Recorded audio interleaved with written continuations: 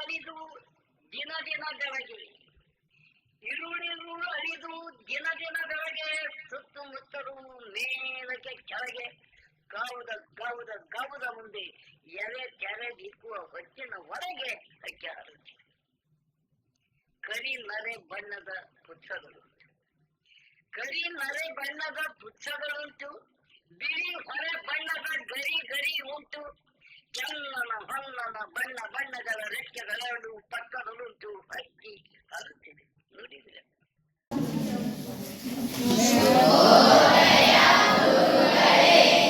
ಎಲ್ರಿಗೂ ಶುಭೋದಯ. ಕೂತ್ಕೊಳ್ಳಿ.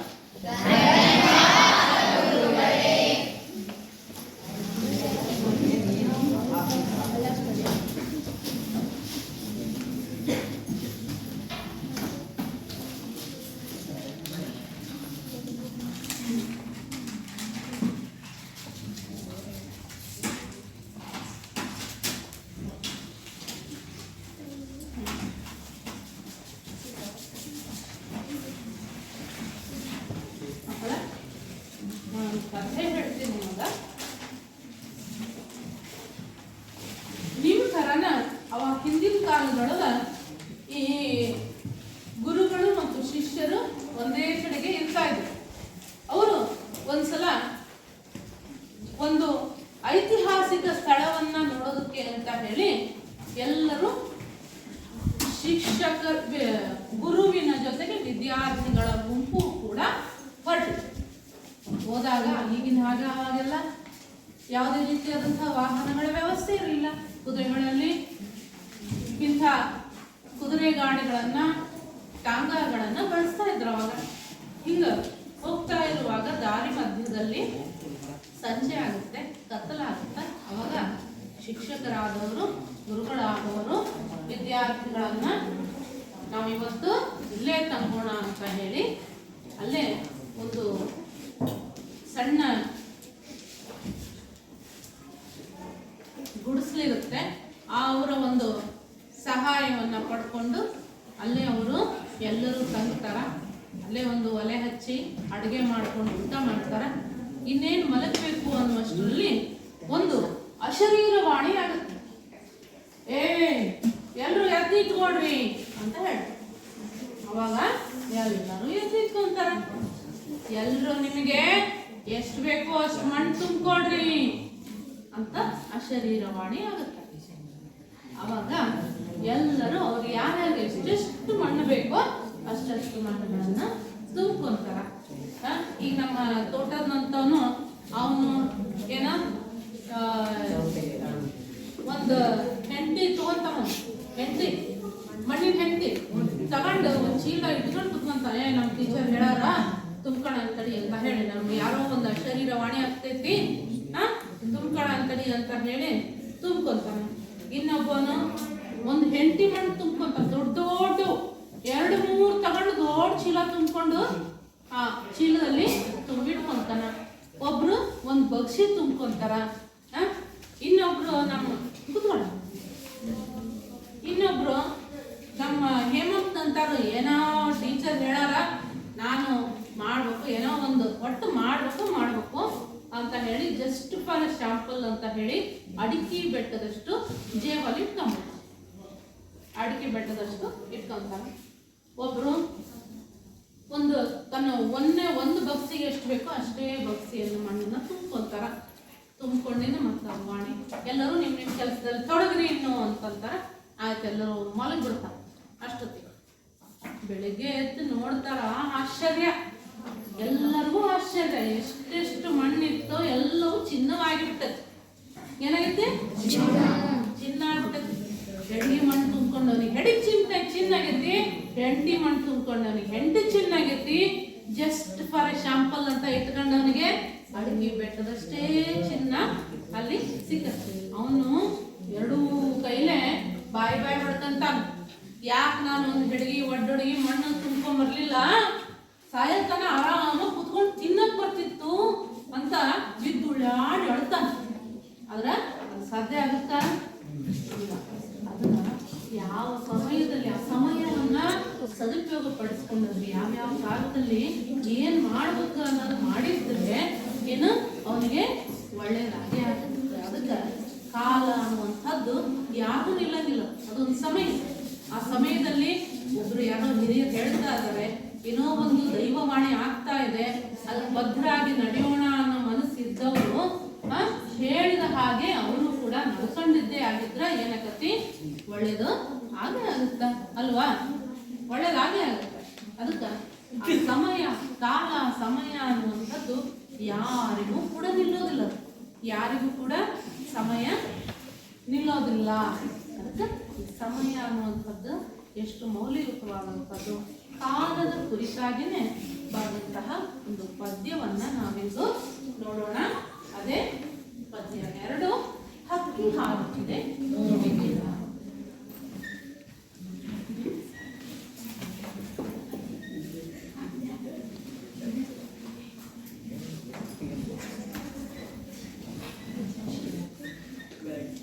ಈ ಪದ್ಯವನ್ನು ಬರೆದವರು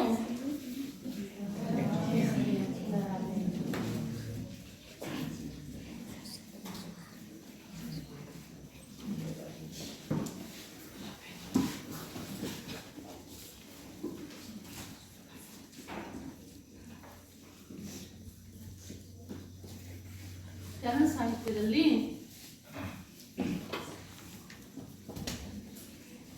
ಘಟ್ಟಗಳನ್ನು ನೋಡ್ತಾ ಹೋಗ್ತೀವಿ ನಾವು. ಹಾಗೆ ನವೋದಯ ಘಟ್ಟದ ಸಾಹಿತ್ಯ ಕವಿಗಳಲ್ಲಿ ದ.ರಾ. ಬೇಂದ್ರೆಯವರು ಒಬ್ಬರು. ಭಾವಗೀತೆ ಅಂದ್ರೇನು ಯಾರು ಹೇಳ್ತೀರಾ? ಈಗಾಗಲೇ ನಾವು ಒಂದು ಭಾವಗೀತೆಯನ್ನು ತಿಳ್ಕೊಂಡಿವಿ ಕಳೆದ ಅವಧಿಯಲ್ಲಿ. ಈಗಾಗಲೇ 1ನೇ ಪದ್ಯ ಓದಿದಿಲ್ಲ. ಭಾವಗೀತೆ ಅಂದ್ರೆ ಏನು ಹೇಳಬಹುದು? ತಮ್ಮ ಭಾವನೆಗಳನ್ನು ಪದ್ಯ ಅಥವಾ ಕವನಗಳ ಮೂಲಕ ವ್ಯಕ್ತಪಡಿಸುವುದೇ ಭಾವಗೀತೆ. ಸರಿ, ಭಾವನೆಗಳನ್ನ ಅಭಿವ್ಯಕ್ತಪಡಿಸುವಂಥದ್ದು. ಅದು ಸುಖ ಆಗಿರ್ಬೋದು, ದುಃಖ ಆಗಿರ್ಬೋದು, ನೋವು, ನಲಿವು, ಇದೆಲ್ಲವನ್ನ ಅಲ್ಲಿ ತಮ್ಮ ಸಾಹಿತ್ಯದ ಮೂಲಕ ವ್ಯಕ್ತಪಡಿಸುವಂಥದ್ದಕ್ಕೆ ನಾವು ಭಾವಗೀತೆ. ಭಾವನೆಯ ಅಭಿವ್ಯಕ್ತಿ, ಭಾವಾಭಿವ್ಯಕ್ತಿನೇ ಅಲ್ಲಿ ಭಾವಗೀತೆ ಅಂತ ಅನಿಸ್ಕೊಳ್ಬೇಕು. ಅದರಲ್ಲಿ ವಿಶೇಷವಾಗಿ ಬೇಂದ್ರೆಯವರು ಹೇಳ್ತಾರೆ, ಕಾವ್ಯ ಅನ್ನೋದು ಎಲ್ಲರ ಮನೆ ಹಿತ್ತಲಲ್ಲಿ ಹುಟ್ಟುವಂತಹ ಸಾಮಾನ್ಯವಾದ ಹಿರೇ ಹೂವಲ್ಲ ಅಂತ ಹೇಳ್ತಾರೆ ಅವರು. ಅದು ಕೇವಲ ಕೆಲವರ ಮನಸ್ಸಿನಲ್ಲಿ ಅರಳುವ ಮಂದಾರ ಕುಸುಮ ಅಂತ ಕರೀತಾರೆ. ಕಾವ್ಯ ಅನ್ನೋದು ಸಹಜವಾಗಿ ನೀವು ನಾವು ಬರಿತೀವಿ ಅಂತ ಕೂತ್ಕೊಂಡ್ರೆ ಬರೋದಿಲ್ಲ, ಹೌದಾ? ಅದಕ್ಕೆ ವಿಶೇಷವಾದಂತಹ ಶಕ್ತಿ ಬೇಕು. ಭಾವನೆಗಳಿಗೆ ಚಿತ್ರಣ ಕೊಡುವಂತಹ ವಿಶೇಷವಾದಂತಹ ಶಕ್ತಿ ಇದ್ದವನು ಮಾತ್ರ ಕಾವ್ಯ ಬರೆಯೋದಕ್ಕೆ ಸಾಧ್ಯ, ಹೌದಾ? ಹಾಗೆ ಸಾಕಷ್ಟು ಘಟ್ಟಗಳು ಬರ್ತಾವೆ. ನವೋದಯ ಘಟ್ಟದಲ್ಲಿ ಏನಪ್ಪಾ ಅಂದ್ರೆ ಪ್ರಕೃತಿಯ ವರ್ಣನೆ ಬರ್ತೈತಿ. ಪ್ರಕೃತಿಯಲ್ಲಿನೇ ಭಗವಂತನನ್ನ ಕಾಣುವಂತಹ ರೀತಿಯನ್ನ ಕುರಿತಾಗಿ ಹೇಳ್ತಾರ. ಭಗವಂತನನ್ನ ನಂಬಿ ಅವರು ಪ್ರಕೃತಿಯನ್ನ ಬರೀತಾರ. ನೆಲದಲ್ಲೇ ಇದ್ದು ಆಕಾಶದ ವಿವರಗಳನ್ನ, ನೆಲದಲ್ಲೇ ಇದ್ದು ಆಕಾಶದ ಅಷ್ಟು ಎತ್ತರವಾದಂತಹ ಕನಸನ್ನ ಕಾಣುವಂತಹ ಒಂದು ಮನೋಸ್ಥಿತಿ ಉಳ್ಳಂತಹ ಕಾವ್ಯ ಅಂತಂದ್ರೆ ನಾವು ನವೋದಯ ಕಾವ್ಯ ಅಂತದಲ್ಲಿ ನಾವು ನೋಡ್ತೀವಿ.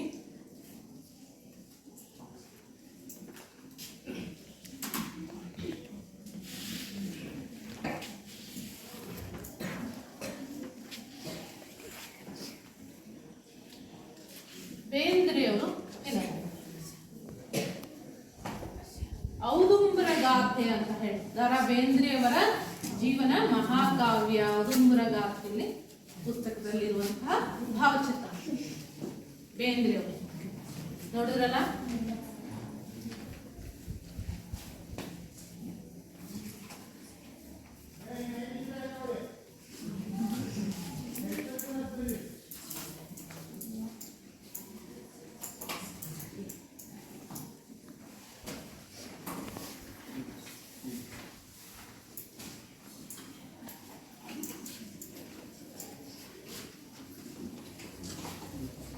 ದ.ರಾ. ಬೇಂದ್ರೆಯವರ ಕವಿ ಪರಿಚಯವನ್ನ ನಾವೀಗ ನೋಡೋಣ. ಅಂಬಿಕಾ ತನಯ ದತ್ತ ಅನ್ನುವಂತಹ ಕಾವ್ಯನಾಮದಿಂದ ಪ್ರಸಿದ್ಧರಾಗಿರುವಂತಹ ಇವರ ಪೂರ್ಣ ಹೆಸರು ಏನಪ್ಪಾ ಅಂತಂದ್ರೆ ದತ್ತಾತ್ರೇಯ ರಾಮಚಂದ್ರ ಬೇಂದ್ರೆ ಅಂತ.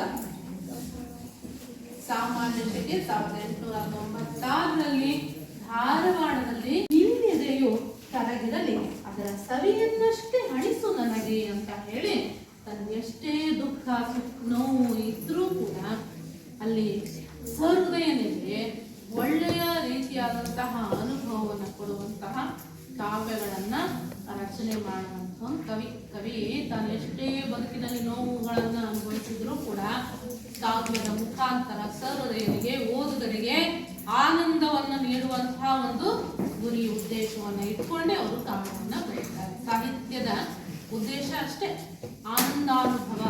ಸಾಹಿತ್ಯದ ಉದ್ದೇಶ ಆನಂದಾನುಭವ, ಓದುಗರಿಗೆ ಆನಂದವನ್ನ ತರುವಂತಹದ್ದು. ಅವರ ತಂದೆ ರಾಮಚಂದ್ರ, ತಾಯಿ ಅಂಬಿಕಾ ಅನ್ನುವಂಥವ್ರು. ಇವರು ಅಧ್ಯಾಪಕರಾಗಿ ಸೊಲ್ಲಾಪುರ ರಾಜಾರಾಮ್ ಕಾಲೇಜಿನಲ್ಲಿ ಕನ್ನಡ ಪ್ರಾಧ್ಯಾಪಕರಾಗಿ, ಧಾರವಾಡದ ಬಾನುಲಿ ಕೇಂದ್ರದ ಸಲಹೆಗಾರರಾಗಿಯೂ ಕೂಡ ಇವರು ಸೇವೆಯನ್ನ ಸಲ್ಲಿಸಿದ್ದಾರೆ. ನವೋದಯ ಕನ್ನಡ ಸಾಹಿತ್ಯದ ಪ್ರಮುಖ ಕವಿಗಳಲ್ಲಿ ಒಬ್ಬರಾದಂತಹ ದ.ರಾ. ಬೇಂದ್ರೆಯವರು ಸಾಕಷ್ಟು ಪ್ರಸಿದ್ಧವಾದ ಕವನ ಸಂಕಲನಗಳನ್ನ ರಚನೆ ಮಾಡಿದ್ದಾರೆ.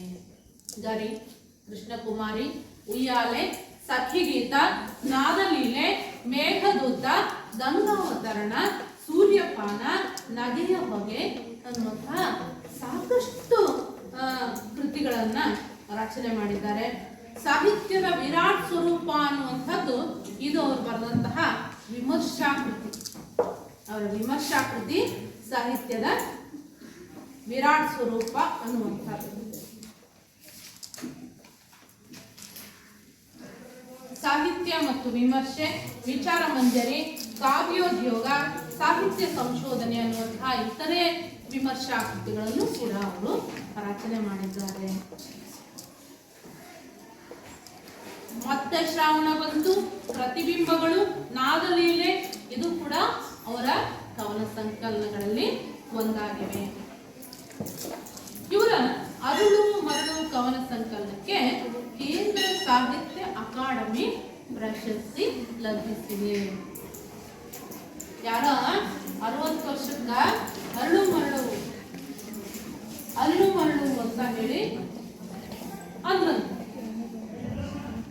ಅವಾಗ ಬೇಂದ್ರೆ ಅವ್ರು ಹೇಳ್ತಾರಂತ, ಅರಳು ಮರಳಲ್ಲಪ್ಪ ಅದು ಮರಳಿ ಅರಳು ಅಂತ ಹೇಳಿ ತಮ್ಮ ಮಾತಿನ ಶಾಖಚಕ್ಯತೆಯಿಂದ ಅವರಿಗೆ ಪ್ರತ್ಯುತ್ತರವನ್ನು ಕೊಡ್ತಾರೆ.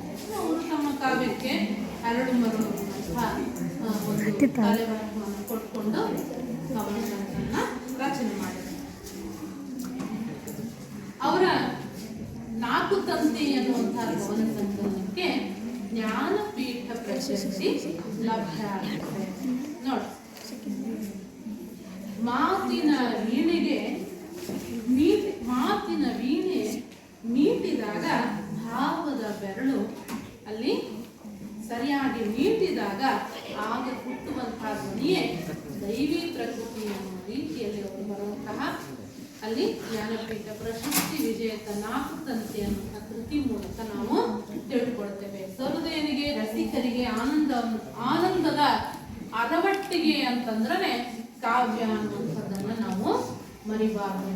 ಹೀಗೆ ಅವರು ಭಾವಗೀತೆಯನ್ನ ಕುರಿತಾಗಿ ಹೇಳ್ತಾರೆ. ಮಾತು ಮಾತು ಮತಿಸಿ ಬಂತು ನಾದದ ನವನೀತ, ಹಿಗ್ಗಬೀರಿ ಹಿಗ್ಗುತ್ತಿತ್ತು ತನ್ನ ತಾನೇ ಪ್ರೀತ, ಅರ್ಥವಿಲ್ಲ ಸ್ವಾರ್ಥವಿಲ್ಲ ಬರಿಯ ಭಾವಗೀತ, ಭೃಂಗದ ಬೆನ್ನೇರಿ ಬಂತು ಕಲ್ಪನಾ ವಿಲಾಸ ಅಂತ ಹೇಳಿ ಭಾವಗೀತೆಯನ್ನು ಕುರಿತಾಗಿ ಅವರು ಬರುವಂತಹ ಪದ್ಯದ ಸಾಲುಗಳು. ಇಲ್ಲಿ ಬೇಂದ್ರೆಯವರ ಕೆಲವೊಂದಿಷ್ಟು ಪದ್ಯಗಳನ್ನ, ಕೆಲವೊಂದಿಷ್ಟು ಭಾವಗೀತೆಗಳನ್ನ ನಾವು ನೋಡೋದಾದ್ರೆ, ನೀವು ಕೇಳಿರ ಬೇಂದ್ರೆಯವರ ಭಾವಗೀತೆಗಳನ್ನ? ಕೇಳಿಲ್ಲ? ಪ್ರಸಿದ್ಧ ಪ್ರಸಿದ್ಧವಾದ ಬೇಂದ್ರೆಯವರ ಭಾವಗೀತೆಗಳು. ನೀವು ಭಾವಗೀತೆ ಸ್ಪರ್ಧೆ ಏರ್ಪಡಿಸಿದಾಗ ಬಹಳ ಜನ ಬೇಂದ್ರೆಯವರ ಭಾವಗೀತೆಗಳನ್ನು ಹಾಡೋದುಂಟು. ಕೇಳಿಲ್ಲ ನೀವು? ಇದೆ ಅಂತ ಗೊತ್ತಿಲ್ಲ, ಹೌದಾ? ಈಗ ನಾನು ಅವ್ರು ಬರೆದಂತ ಕೆಲವೊಂದಿಷ್ಟು ಭಾವಗೀತೆಗಳನ್ನ ನಿಮಗೆ ಪರಿಚಯ ಮಾಡಿಕೊಡ್ತೀನಿ. ನೀವು ಅವಾಗ ಹೌದೌದು ಅಂತೀರಿ. ನೀವು ಗೊತ್ತಿರ್ತೈತಿ, ಆದ್ರೆ ಇವರ ಬರ್ತಾರ ಅನ್ನೋದು ಗೊತ್ತಿರಲ್ಲ. ಅದೇ ನೋಡು, ಮೂಡಲ ಮನೆಯ ಮುತ್ತಿನ ನೀರಿನ ಎರಕಾಗ ಹೊಯ್ದ. ಇದು ಭಾವಗೀತೆ ಕೇಳಿರಲ್ಲ ನೀವು? ಬರೆದವರು ಅವರೇ. ಇನ್ನೊಂದು, ಕೋಗಿಲೆ ಕೋಗಿಲೆ ಕೋಗಿಲೆ ಚಲ್ವ ಕೋಗಿಲೆ ಮುದ್ದು ಕೋಗಿಲೆ ಜಾಣ ಕೋಗಿಲೆ ಕೋಗಿಲೆ ಕೋಗಿಲೆ. ಆಮೇಲೆ ಇನ್ನೊಂದು, ಅವರು ಸಾಮಾನ್ಯವಾಗಿ ಈ ಪ್ರಾದೇಶಿಕ ಭಾಷೆಯನ್ನ ತಮ್ಮ ಕಾವ್ಯಕ್ಕೆ ಬಳಸ್ಕೊಂತಾರೆ. ಬರ್ದಂತಹ ಕಾವ್ಯ ರಚನೆಗೆ ಆ ಪ್ರಾದೇಶಿಕ ಭಾಷೆಯನ್ನು ಹೆಚ್ಚು ಬಳಸೋದು. ನೋಡಿ, ನಾರಿ ನಿನ್ನ ಮಾರಿ ಮ್ಯಾಗ ನಗಿ ನವಿಲ ಆಡತಿತ್ತ ಆಡತಿತ್ತ ಓಡತಿತ್ತ ಮುಗಿಲ ಕಡೆಗೆ ನೋಡತಿತ್ತ. ನಾರಿ ನಿನ್ನ ಮಾರಿ ಮ್ಯಾಗ ಹಾಗಾಗಿರ್ಬೋದು. ಪಾತ್ರದಿತ್ತಿ ಪಕ್ಕ ನೋಡಿದೇನ ಅಕ್ಕ, ಪಾತ್ರದಿತ್ತಿ ಪಕ್ಕ ನೋಡಿದೇನ ಅಕ್ಕ. ಅವಳೆಲ್ಲರಿಗೂ ಬಹಳ ನಿಮ್ಗೆ ಎಲ್ಲ ಪರಿಚಿತವಾದ ಭಾವಗೀತೆಗಳಲ್ಲ. ಈಗ ಕೇಳಿದಾಗ ಹೌದು ಹೌದು ನಿಮ್ಮ ಮುಖದಲ್ಲಿ ನಿಮ್ಮ ಮುಖಭಾವ ನೋಡಿದಾಗ ಅನಿಸ್ತದೆ ಅಲ್ವಾ? ಕೇಳಿದಲ್ಲ ಇವನ್ನೆಲ್ಲ. ಹಳ್ಳದ ದಂಡ್ಯಾಗ ಮೊದಲಿಗೆ ಕಂಡಾಗ ಏನೊಂದು ನಗೀತ. ಈ ಒಂದು ಕೆಲವೊಂದು ಎರಡು ಸಾಲುಗಳನ್ನು ನೋಡಿದಾಗ ಅವರು ಬಳಸಿರುವಂತಹ ಈ ಪ್ರಾದೇಶಿಕ ಭಾಷೆ ನಮ್ಗೆ ಅರಿವಿಗೆ ಬರ್ತದೆ. ನಾವು ಅದನ್ನ ನೋಡೋಣ. ಒಂದೆರಡು ಸಾಲುಗಳನ್ನ ನಿಮ್ಮ ಮುಂದೆ ಹೇಳಿ ತೋರಿಸ್ತೀನಿ. ಅವರು ಈ ಧಾರವಾಡ ಪ್ರದೇಶದ ಈ ಕಡೆ ಉತ್ತರ ಕರ್ನಾಟಕದ ಪ್ರದೇಶದ ಪ್ರಾದೇಶಿಕ ಭಾಷೆಯನ್ನೇ ಬೆಳೆಸಿರುವಂಥದ್ದು ನಿಮಗೆ ಈ ಮೂಲಕ ನಮ್ಗೆ ಅರ್ಥ ಆಗುತ್ತೆ. ಏನೊಂದು ನಗಿಯಿತ್ತ ಏಸೊಂದು ನಗಿಯಿತ್ತ ನಕ್ಕೊಮ್ಮೆ ಹೇಳ ಚೆನ್ನಿಯ ನಗಿಯಿತ್ತ ಹೋಗೇತಿಯತ್ತ. ಕಣ್ಣಾನ ಬೆಳಕೇನ ಮಾರ್ಯಾಗಿನ ತುಳುಕೇನ ತುಟಿಯಾಗಿನ ತುಳುಕೇನ ಉಡುಗಿಯ ಮಾಟೇನ ನಡಗಿಯ ಕಾಟೇನ ಉಡುಗಿಯ ಮಾಟೇನ ನಡಗಿಯ ಕಾಟೇನ ಹುಡುಗಿ ಹುಡುಗಾಟೇನ. ಕಣ್ಣ ಕಾಣಲಿಲ್ಲ ಅಂಧಾಂಗನ್ನಲಿಲ್ಲ ಬಂಧಾಂಗ ಬರಲಿಲ್ಲ. ಚಂದಾನ ಒಂದೊಂದು ಒಂದೇನಿ ಬೇರೊಂದು ಚಂದಾನ ಒಂದೊಂದು ಒಂದೇನಿ ಬೇರೊಂದು ಅರಿವಾನ ಇರಲಿಲ್ಲ. ಹಳ್ಳದ ದಂಡ್ಯಾಗ ಮೊದಲಿಗೆ ಕಂಡಾಗ ಏನೊಂದು ನಗೀತ. ಬಡತನದ ಬಲಿಯಾಗ ಕರುಳಿನ ಕೊಲಿಯಾಗ ಬಾಳ್ವಿಯ ಒಲಿಮ್ಯಾಗ ಸುಟ್ಟು ಹಪ್ಪಳದಾಗ ಸೊರಗಿದ ಸೊಪ್ಪಾಂಗ ಸುಟ್ಟು ಹಪ್ಪಳದಾಗ ಸೊರಗಿದ ಸೊಪ್ಪಾಂಗ ಬಂತಂತ ಮುಕ್ಕುವ್ಯಾಗ. ಹಳ್ಳದ ದಂಡ್ಯಾಗ ಮೊದಲಿಗೆ ಕಂಡಾಗ ಏನೊಂದು ನಗೀತ. ನೋಡಿ, ಇದನ್ನ ನೋಡ್ತಾ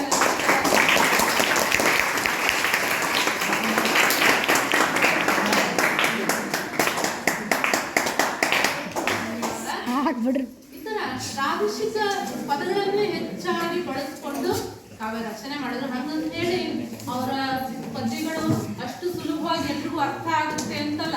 ಪ್ರಾದೇಶಿಕ ಭಾಷೆಯನ್ನ ಬಳಸ್ಕೊಂಡು ಬರೆದ್ರು ಕೂಡ ಅದರಲ್ಲಿ ವಿಶೇಷವಾದಂತಹ ಅರ್ಥವನ್ನು ಇಟ್ಕೊಂಡು ಬರೆಯುವಂಥದ್ದು ಅದು ಬೇಂದ್ರೆ ಅಜ್ಜರ ಒಂದು ಗುಣ.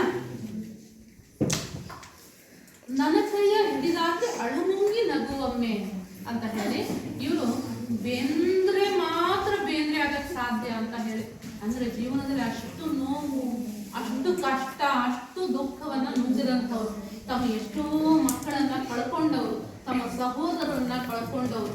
ಅದಲ್ಲದೆ ಅವರ 1ನೇ ಕವನ ಸಂಕಲನ, ಅವರು ಬರೆದಂಥ 1ನೇ ಕವನ ಕೃಷ್ಣಕುಮಾರಿ ಅನ್ನುವಂಥದ್ದು ಸರ್ಕಾರದ ವಿರುದ್ಧ ಬರೆದೈತಿ ಅನ್ನೋ ಒಂದು ಕಾರಣಕ್ಕೆ ಅವರಿಗೆ ಹೆಂಡಲಗ ಜೈಲಿಗೆ ಹಾಕ್ತಾರೆ ಬ್ರಿಟಿಷರು. ಸಾಕಷ್ಟು ಬದುಕಿನಲ್ಲಿ ನೋವು ನಲಿವುಗಳನ್ನ ಅನುಭವಿಸಿದಂಥವ್ರು ತಮ್ಮ ಮಗ ತೀರಿ ಹೋದಾಗ ಹೆಂಡತಿಯ ಮುಖವನ್ನ ನೋಡಲಾರದೆ, ಆಕೆಯ ಮುಖ ನೋಡ್ಲಾರ್ದೇನೆ ಬರ್ದಿದ್ದ ನೀ ಹಿಂಗ ನೋಡಬೇಡ ನನ್ನ ಅನ್ನುವಂಥ ಪದ್ಯ ಕೇಳಿರಲ್ಲ ನೀವು. ಆ ಪದ್ಯ ಅವರ ಮಕ್ಕಳನ್ನ ಕಳ್ಕೊಂಡಾಗ ಆ ದುಃಖದಲ್ಲಿ ಬರ್ದಿರೋದು. ಎಷ್ಟೋ ಜನ ಅದನ್ನ ಆ ಪ್ರೇಮ ಕವಿತೆ ಅಂತ ಹೇಳಿ ತಿಳ್ಕೊಂಡು ಹಾಡೋದು ಉಂಟಾಗೋದು. ಪ್ರೇಮ ಕವಿತೆ ಅಲ್ಲ, ಅವರು ದುಃಖದಲ್ಲಿ ಬರೆದಂತಹ ಒಂದು ಭಾವಗೀತೆ. ಯಾಕೋ ಕಾಣೆ ರುದ್ರವೀಣೆ ಮಿಡಿಯುತ್ತಿರುವುದು ಅದು ಕೂಡ ಅವ್ರು ಬರೆದಂತ ಹಾಡು. ಆಮೇಲೆ ಕುಣಿಯೋಣು ಬಾರ ಕುಣಿಯೋಣು ಬಾ ತಾಳ್ಯಕ ಸಂತ್ಯಾಕ ರಾಗದ ಚಿಂತ್ಯಾಕ ಹೆಜ್ಜಾಕ ಗೆಜ್ಜಾಕ ಕುಣಿಯೋಣು ಬಾ. ನೋಡ್ರಿ, ಕುಣಿಯಕ್ಕ ತಾಳ ಬೇಡ, ಭಕ್ತಿ ಬೇಡ, ರಾಗ ಬೇಡ ಅಂತ ಹೇಳಿ ಅವ್ರು ಹೇಳೋ ಪದ್ಯ, ಅವ್ರು ಬಳಸೋ ಪದಗಳನ್ನ ಕೇಳಿ ಹಾಡಿಬಿಟ್ರೆ ಸಾಕು, ಎಂಥವನು ಕೂಡ ನಿಂತಲ್ಲಿ 2 ಹೆಜ್ಜೆಯನ್ನ ಹಾಕಿ ಬಿಡಬಹುದು. ಅಷ್ಟರ ಮಟ್ಟಿಗೆ ಅವರ ಪದ ಸಂಪತ್ತು ಐತಿ. ಅವರನ್ನ ಶಬ್ದಗಾರುಡಿಗ ಅಂತ ಕೂಡ ನಾವು ಅವರನ್ನ ಕರಿತೀವಿ. ತುಂಗಭದ್ರೆಯ ಉತ್ತರಾಪದದ ದೇಶೀಯ ಮಾರ್ಗ ಅವನ್ನ ಹುಡುಕುವ ಹಾಗೆ ಹುಟ್ಟಿಸುವ ಕುರುಹು ಅವರ ಕಾಲದಲ್ಲಿ ಬರ್ತದೆ. ಪಂಡಿತರಿಂದ ಪಾಮರವರೆಗೂ ಬಡವ ಬಲ್ಲಿದ ನಾಗರಿಕ ನಾಡಾಡಿ ಎನ್ನುವಂತಹ ಭೇದ ಭಾವಗಳಿಲ್ಲದೇನೆ ಕನ್ನಡದ ಜೀವಾಳ ಕನ್ನಡಿಗರಿಗಾಗಿ ಕನ್ನಡಿಸಲ್ಪಡಬೇಕು ಅನ್ನುವ ಒಂದು ಉದ್ದೇಶವನ್ನು ಇಟ್ಕೊಂಡು ಸಾಕಷ್ಟು ಭಾವಗೀತೆಗಳನ್ನ ರಚನೆ ಮಾಡಿದ್ದಾರೆ. G.S. ಸಾಮೂರ್ ಅವರು ಅವರ ಭಾವಗೀತೆಯ ಮೇಲಿನ ಭುವನದ ಭಾಗ್ಯ ಅನ್ನುವಂತಹ ಕೃತಿಯನ್ನ ರಚನೆ ಮಾಡಿದ್ದಾರೆ. ಒಲವು ಪ್ರೀತಿ ಅನ್ನುವಂಥದ್ದು ಬದುಕಿನ ಒಂದು ಮುಖ್ಯವಾದಂತಹ ಸ್ಥಾಯಿ ಭಾವ ಅಂತ ಹೇಳಿ ನಾವು ನೋಡ್ತೀವಿ. ಒಲವು ಪ್ರೀತಿ ಅವರ ಮುಖ್ಯವಾದ ಬದುಕಿನ ಸ್ಥಾಯಿ ಭಾವ ಅಂತ ನಾವು ನೋಡ್ತೀವಿ. ಈಗ ಅದಕ್ಕೂ ಮುಂಚೆ ನಿಮ್ಗೊಂದಿಷ್ಟು ಅವರ ಕೃತಿಗಳನ್ನ ತೋರಿಸ್ಬಿಡ್ತೀನಿ. ಈಗ ಮರೆತು ಹೋಗುವ ಮುನ್ನ ಇಲ್ಲಿ ನೋಡ್ರಿ, ಒಲವೇ ನಮ್ಮ ಬದುಕು ಬೇಂದ್ರೆ ಅವರ ಬರೆದಂತಹ ಕವನ ಸಂಕಲನ ಒಲವೇ ನಮ್ಮ ಬದುಕು. ನೋಡಿದ್ರಲ್ಲ? ಹಾಗೇನೆ ಇದು ನೋಡಿ, ಗರಿ ಹಕ್ಕಿ ಹಾರುತ್ತಿದೆ ನೋಡಿದೀರಾ? ಗರಿ ಅನ್ನುವಂಥ ಕವನ ಸಂಕಲನದಿಂದ ಆಯ್ಕೆ ಮಾಡಿಕೊಳ್ಳಲಾಗಿದೆ ಅಂದ್ರಲ್ಲ, ಇದು ನೋಡಿ ಅವ್ರು ಬರೆದಂತಹ ಗರಿ ಕವನ ಸಂಕಲನ ಪುಸ್ತಕ. ನೋಡಿದ್ರಲ್ಲ?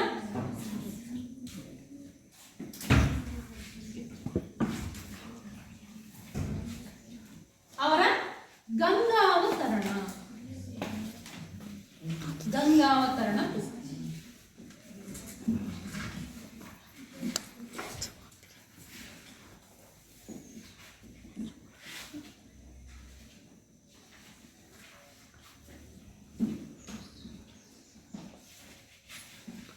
ಒಲವು ಪ್ರೀತಿ ಅನ್ನುವಂಥದ್ದು ಜೀವನದ ಬಹುಮುಖ್ಯವಾದಂತಹ ಒಂದು ಸ್ಥಾಯಿ ಭಾವ ಅಂತ ಹೇಳಿ ನಾವು ನೋಡ್ತೀವಿ. ಒಲವಿನ ಮುಖಗಳು ಬಹಳಷ್ಟು. ಒಲವಿನ ಮುಖ ಬಹಳ, ಕೇವಲ ಬದುಕಿನಲ್ಲಿ ಕೆಲವು ಮುಖಗಳ ಆವಿಷ್ಕಾರ ನಾವು ನೋಡ್ತೀವಿ. ಎಲ್ಲರೂ ಕೂಡ ಎಲ್ಲ ಮುಖವನ್ನ ಕಂಡವರು ಪ್ರಾಯಶಃ ಯಾರು ಇಲ್ಲ. ಕೆಲವು ಮುಖಗಳನ್ನು ಮಾತ್ರ ನಾವು ನೋಡೋದಕ್ಕೆ ಸಾಧ್ಯ. ನೋಡಿ, ನಾವೆಲ್ಲ ಒಲವು ಪ್ರೀತಿ ಅಂದ ತಕ್ಷಣ ಏನ್ ಮಾಡ್ತೀವಿ? ಹೆಣ್ಣು ಗಂಡಿನ ಪ್ರೀತಿ ಅದಕ್ಕ ಹೋಗ್ಬಿಡ್ತಾವ ಸೀದಾ ಒಲವು ಪ್ರೀತಿ ಅಂದ್ರೆ. ಆದ್ರೆ ಹಾಗಲ್ಲ. ಇಲ್ಲಿ ಆ ರೀತಿ ಭ್ರಮಿಸಿಕೊಂಡಂಥವರೇ ಹೆಚ್ಚು ಅನ್ನುವಂಥದ್ದನ್ನ ನಾವು ನೋಡ್ತೀವಿ. ಇಲ್ಲಿ ಪ್ರೀತಿಯಲ್ಲಿ ನಾವು ಒಲವು ಪ್ರೀತಿಯಲ್ಲಿ 3 ಬಗೆಯನ್ನ ನಾವು ನೋಡ್ತೀವಿ ಅನ್ನುವಂಥದ್ದು ಬೇಂದ್ರೆಯವರ ಎಲ್ಲ ಕಾವ್ಯ ಅಧ್ಯಯನ ಮಾಡಿದ ಮುಖಾಂತರ ನಾವು ಇದನ್ನ ಹೇಳಬಹುದು. ಏನಪ್ಪಾ ಅಂದ್ರ ಎತ್ತರದ ವಸ್ತುವೊಂದನ್ನ ಕಂಡು ಎತ್ತರಕ್ಕೆ ಗೌರವದ ಗರಿ ಮೂಡಿ ನಾವು ಏನು ಪ್ರೀತಿಯನ್ನ ಕೊಡ್ತೀವಲ್ಲ, ಆ ಪ್ರೀತಿಯನ್ನ ಏನ್ ಹೇಳ್ತಾರೆ, ಯಾವುದೋ ಉದಾಹರಣೆಗೆ ನೀವು ಗುರು ಹಿರಿಯರಿಗೆ ಕೊಡುವಂತಹ ಪ್ರೀತಿಯಾಗಿರ್ಬೋದು, ಗುರು ಹಿರಿಯರು, ಅನುಭಾವಿಗಳು, ಭಗವಂತ, ಇವರೆಲ್ಲರಿಗೂ ತೋರುವಂತಹ ಪ್ರೀತಿಯ ಮೊದಲ ಮುಖ. ಆ ಪ್ರೀತಿಯ ಮೊದಲ ಮುಖವನ್ನೇ ನಾವೇನಂತ ಕರಿತೀವಪ್ಪ ಅಂದ್ರ ಭಕ್ತಿ ಅಂತ ಕರಿತೀವಿ. ಏನಂತೀವಿ? ಭಕ್ತಿ ಅಂತ ಕರಿತೀವಿ. ಹಾಗೇನೆ ಪ್ರೀತಿಯ ಇನ್ನೊಂದು ಮುಖ ನಮ್ಮಿಂದ ತಗ್ಗಿನಲ್ಲಿರುವಂತಹ ವಸ್ತು. ನಮ್ಮಿಂದ ತಗ್ಗಿನಲ್ಲಿರುವ ವಸ್ತು ತಗ್ಗಿದಾಗ ತಗ್ಗಿನ ದಾರಿಯ ಗುಂಟ ಮಮತೆಯಿಂದ ಎಳೆದು ನಾವು ಪ್ರೀತಿಸುತ್ತೇವೆ. ಉದಾಹರಣೆಗೆ ತಂದೆ ತಾಯಿ ತಮ್ಮ ಮಕ್ಕಳನ್ನ ಪ್ರೀತಿಸುವಂತ ಬಗೆ, ಅದು ಪ್ರೀತಿಯ ಎರಡನೆಯ ಮುಖ. ಅದನ್ನ ನಾವು ವಾತ್ಸಲ್ಯ ಅಂತ ಕರಿತೀವಿ. ಪ್ರೀತಿಗಿರುವಂತಹ ಎರಡನೇ ಮುಖ ಯಾವುದು? ವಾತ್ಸಲ್ಯ. ಒಂದನೇ ಮುಖ ಯಾವುದು? ಭಕ್ತಿ. ಹಾಗೇನೆ ಒಂದೇ ನೆಲೆಯಲ್ಲಿ ನಿಂತು ಒಬ್ಬರೊಬ್ಬರು ಪೂರ್ಣ ಅರಿತು ಪರಸ್ಪರ ಪ್ರೀತಿ ವಿಶ್ವಾಸವನ್ನ ಇಟ್ಕೊಂಡು ಇರುವಂತಹ ಒಂದು ಗೆಳೆತನದ ನಿರ್ವಾಚ್ಯವಾದಂತಹ ಪ್ರೀತಿಯನ್ನು ನಾವೇನಂತ ಕರಿತೀವಿ? ಸ್ನೇಹ ಅಂತ ಕರಿತೀವಿ. ಪ್ರೀತಿಯಲ್ಲಿ ನಾವು 3 ಮುಖಗಳನ್ನ ನೋಡ್ತೀವಿ ಅಲ್ವಾ? ಹೀಗೆ ಗಂಡು ಹೆಣ್ಣು, ಬಂಗಾರ ಕಂಪು, ಸ್ನೇಹ ಹೊಸ ಸಿಂಗಾರಗೊಳ್ಳುವುದು, ಸಿಂಗಾರವೇ ಆಗುವಂಥದ್ದು, ಅದು ಸ್ನೇಹದ ಒಂದು ಬಗೆ. ಹೀಗೆ ಪ್ರೀತಿಯಲ್ಲಿ ನಾವು 3 ಬಗೆಯನ್ನು ನೋಡ್ತೀವಿ. ಅದು ವಿಕಾರ ಹೊಂದಿದಾಗ ಅದು ಏನಾಗ್ತೈತಿ? ವಿಕೃತ ರೂಪವನ್ನ ತಾಳುತ್ತೆ, ಸಾಕಷ್ಟು ಅನಾಹುತಗಳಿಗೆ ಕಾರಣ ಮಾಡಿಕೊಡುತ್ತೆ ಅನ್ನುವಂಥದ್ದನ್ನ ಎಷ್ಟೋ ಜನರ ಬದುಕಿನ ಮೂಲಕ ನಾವು ಕಾಣ್ತೀವಿ. ಹೀಗೆ ಆ ಬೇಂದ್ರೆಯವರು ತಮ್ಮ ನೋವು ನಲಿವುಗಳನ್ನ, ಆ ಪ್ರೀತಿಯ ಬೇರೆ ಬೇರೆ ಮುಖಗಳನ್ನ ತಮ್ಮ ಕವನ ಸಂಕಲನ ಮುಖಾಂತರ, ತಾವು ಬರೆದಂತಹ ಭಾವಗೀತೆಗಳ ಮುಖಾಂತರ ಅದನ್ನ ವ್ಯಕ್ತಪಡಿಸುವಂತಹ ಪರಿ ಏನೈತಲ್ಲ, ನಿಜಕ್ಕೂ ಕೂಡ ಅಭಿನಂದನಾರ್ಹ ಅನ್ನುವಂಥದ್ದನ್ನು ನಾವು ತಿಳ್ಕೋಬೇಕು. ಮುಗಿಲ ಮಾಲಿಗೆ ರಾಗರತಿಯ ಅನ್ನುವಂಥ ಅವರ ಭಾವಗೀತೆ ಆಗಿರ್ಬೋದು. ನಾನು ಬಡವ ಆತ ಬಡವಿ ಒಲವೇ ನಮ್ಮ ಬದುಕು ಅನ್ನುವಂಥದ್ದು. ಹಳ್ಳದ ದಂಡ್ಯಾಗ ಪದ್ಯ, ನಾನಿ ನಿನ್ನ ಮಾರಿ ಮ್ಯಾಗ ಅನ್ನುವಂಥದ್ದು. ಘಮ ಘಮ ಗಮಾಣಿಸ್ತಾವ ಮಲ್ಲಿಗೆ ಅನ್ನುವಂಥ ಭಾವಗೀತೆ ಆಗಿರ್ಬೋದು. ಉತ್ತರ ಧ್ರುವದಿಂದ ದಕ್ಷಿಣ ಧ್ರುವಕ್ಕೂ ಅನ್ನುವಂಥದ್ದಾಗಿರ್ಬೋದು. ನೀ ಹಿಂಗ ನೋಡಬೇಡ ಹೇಳಿದ್ದಲ್ಲ ಈಗಾಗಲೇ. ಇನ್ನೊಂದು ಹಸುಗೂಸು ಮಲಗಿಬಹುದು, ಹುಸಿ ನೆಗೆಯು ತೊಲಗಿಬಹುದು ಅನ್ನುವಂಥ ಪದ್ಯ ಆಗಿರ್ಬೋದು. ಆಮೇಲೆ ಬಹಳ ಪ್ರಸಿದ್ಧವಾದಂಥ ಪದ್ಯ, ನಿಮಗೂ ಎಲ್ಲ ಗೊತ್ತು, ಹೇಳಿದಲ್ಲ, ಆದ್ರೆ ಅರಿವಿಲ್ಲ. ಇನ್ನೂ ಯಾಕ ಬರ್ಲಿಲ್ಲವ ಹುಬ್ಬಳ್ಳಿಯವ ಹೇಳಿದಲ್ಲ ನೀವು. ಈಗ ಒಬ್ಬ ಎಮ್ಮಿ ಮೇಲೆ ಕೂತ್ಕೊಂಡು ಹೇಳ್ಕೋತ ಹೊಂಟಿದ್ದಂತವ, ಯಾಕ ಬರಲಿಲ್ಲವ ಹುಬ್ಬಳ್ಳಿಯವ. ಅದನ್ನ ಬೇಂದ್ರೆಯವ್ರು ಕೇಳಿದ್ರಂತ, ಏನ್ಪಾ ಎಲ್ಲಿ ಕೇಳಿದಿ ಈ ಹಾಡ ಅಂತ ಹೇಳಿ. ಇಲ್ರಿ ಅಜ್ಜಾರ, ಚಾದ ಅಂಗಡ್ಯಾಗ ಹಚ್ಚಿದ್ರ, ಆ ಚಾದ ಅಂಗಡ್ಯಾಗ ಹಚ್ಚಿದ ಕೇಳಿ ಗುಣಗಿಸಿ ನನಗೂ ಈಗ ಬರಾಕತ್ತೈತದ ಅಂತ ಹೇಳಿ. ಬೇಂದ್ರೆ ಬಾಳ ಖುಷಿ ಆಗ್ತದ. ಎಮ್ಮಿ ಕಾಯ ಸಹಿತ ನಮ್ ಭಾವಗೀತೆ ಹಾಡ್ತಾನಲ್ಲ ಬಿಡ ಅಂತ ಹೇಳಿ. ನೀವು ಅದಿರಿ, ನಿಮ್ಗೆ ಗೊತ್ತಿದ್ರು ಅದು ಕವಿ ಹೆಸರು ಗೊತ್ತಿಲ್ಲ ಅಷ್ಟೇ, ಹೌದಾ? ಎಮ್ಮಿ ಕಾಯ ಸಹಿತ ಅದು ಅರಿವೈತೆ. ಅದಕ್ಕ ಎಷ್ಟೋ ಅವ್ರಿಗೆ ಒಂದ್ಸಲ ಈಗ ದೇವಸ್ಥಾನಕ್ಕೆ ಬಂದಿದ್ರು ಅವ್ರ ಸ್ನೇಹಿತರ ಜೊತೆಗೆ. ದೇವಸ್ಥಾನಕ್ಕೆ ಬಂದಾಗ ಟಾಂಗ ತಗೊಂಡು ಬಂದಿದ್ರು. ವಾಪಸ್ ಬರುವಾಗ ಅಲ್ಲೇ ಟಾಂಗ ಇರ್ಲಿಲ್ಲ, ಹೋಗ್ಬಿಟ್ಟಿದ್ರು. ಅವಾಗ ಅವ್ರ ಸ್ನೇಹಿತರ ಜೊತೆ ಮತ್ತೆ ಬೇರೆ ಟಾಂಗ ತರ್ಲೇನು ಅಂತ ಹೇಳಿ ಅವ್ರ ಸ್ನೇಹಿತರು ಕೇಳ್ತಾರ. ಇಲ್ಲ ಬೇಡ, ನಾವು ನಡ್ಕೊತಾನೆ ಹೋಗುನು ಅಂತ ಹೇಳಿ ಅವರು ನಡ್ಕೊತಾನೆ ಸಾಕ್ತಾರ. ದಾರಿಯೊಳಗೆ ಹೋಗುವಾಗ ಅವರ ಕಾಲಲ್ಲಿ ಚಪ್ಪಲಿಯ ಉಂಗುಷ್ಟ ಹರಿದೋಗಿರ್ತೈತಿ. ಅಲ್ಲಿ ಚಪ್ಪಲಿ ಮಾಡುವಂಥವನು ಕೇಳ್ತಾನ. ಚಪ್ಪಲಿ ಮಾಡುವಂಥವನು, ಅಜ್ಜಾರ ನಿಮ್ ಕಾಲ ಉಂಗುಷ್ಟ ಅರ್ಧೇ ಹಾಕೊಡ್ತೀನಿ ಕೊಡ್ರಿ ಅಂತ ಹೇಳ್ತಾನೆ. ಅವಾಗ ಆತ್ಪ ತಗೋ ಅಂತ ಹೇಳಿ ಕಾಲ ಚಪ್ಪಲ್ ತೆಗೆದು ಹೀಗೆ ಕೊಡ್ತಾರೆ. ಅವರು ಉಂಗುಷ್ಟ ಹಾಕಕ್ಕಿಂತ ಮೊದಲ ಏನ್ ಮಾಡ್ತಾರ, ಅವ್ರ ಕಾಲಿಗೆ ಬಿಸಿಲು ಭಾಳ ಇರ್ತದಲ್ಲ, ಕಾಲು ಸುಡ್ತಾವ ಹಿಡ್ರಿಲ್ಲ ಅಜ್ಜಾರ ಅಂತ ಹೇಳಿ ಇನ್ನೊಂದು ಬೇರೆ ಚಪ್ಪಲಿಯನ್ನ ಅವ್ರು ಹಾಕೊಳಕ ಕೊಡ್ತಾರೆ. ನೋಡ್ತಾರೆ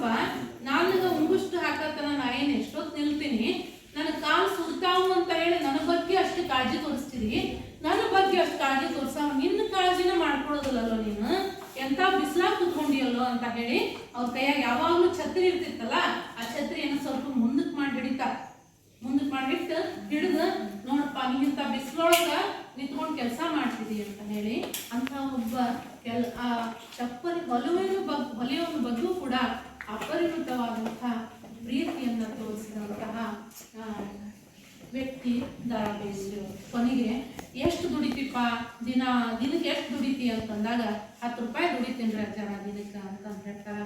ಚಪ್ಪಲಿ ಹೊಲದ ನಂತರ ದುಡ್ಡು ಕೊಡಕ್ಕೆ ಹೋಗ್ತಾರೆ, 10 ರೂಪಾಯಿ ಚಿಲ್ಲರ್ ಇಲ್ರಿ ಅಜ್ಜಾರ ಅಂತಾರ. ಇರ್ಲಿ, ಚಿಲ್ಲರ್ ಏನು ಕೊಡೋದು ಬೇಡಪ್ಪ, ನೀನು ಇಟ್ಕೋ, ನೀನು ಮನೆಗೆ ಹೋಗೋ ಮುಂದೆ ಹಣ್ಣು ಹಂಪಲು ತಗೊಂಡು ಹೋಗು, ಸಾಧ್ಯ ಆದ್ರೆ ಒಂದು ಛತ್ರಿ ತಗೋ, ನೆರಳಾಗಿ ಕುತ್ಕೊಂಡು ಕೆಲಸ ಮಾಡಪ್ಪ, ಬಿಸಿಲಾಗಿ ಯಾಕೆ ಕುತ್ಕೊಂತೀವಿ ಅಂತ ಹೇಳಿ ಮಾನವೀಯತೆಯನ್ನು ಮೆರೆದಂತಹ ಕವಿ ಅಂತಂದ್ರೆ ದ.ರಾ ಬೇಂದ್ರೆಯವರು.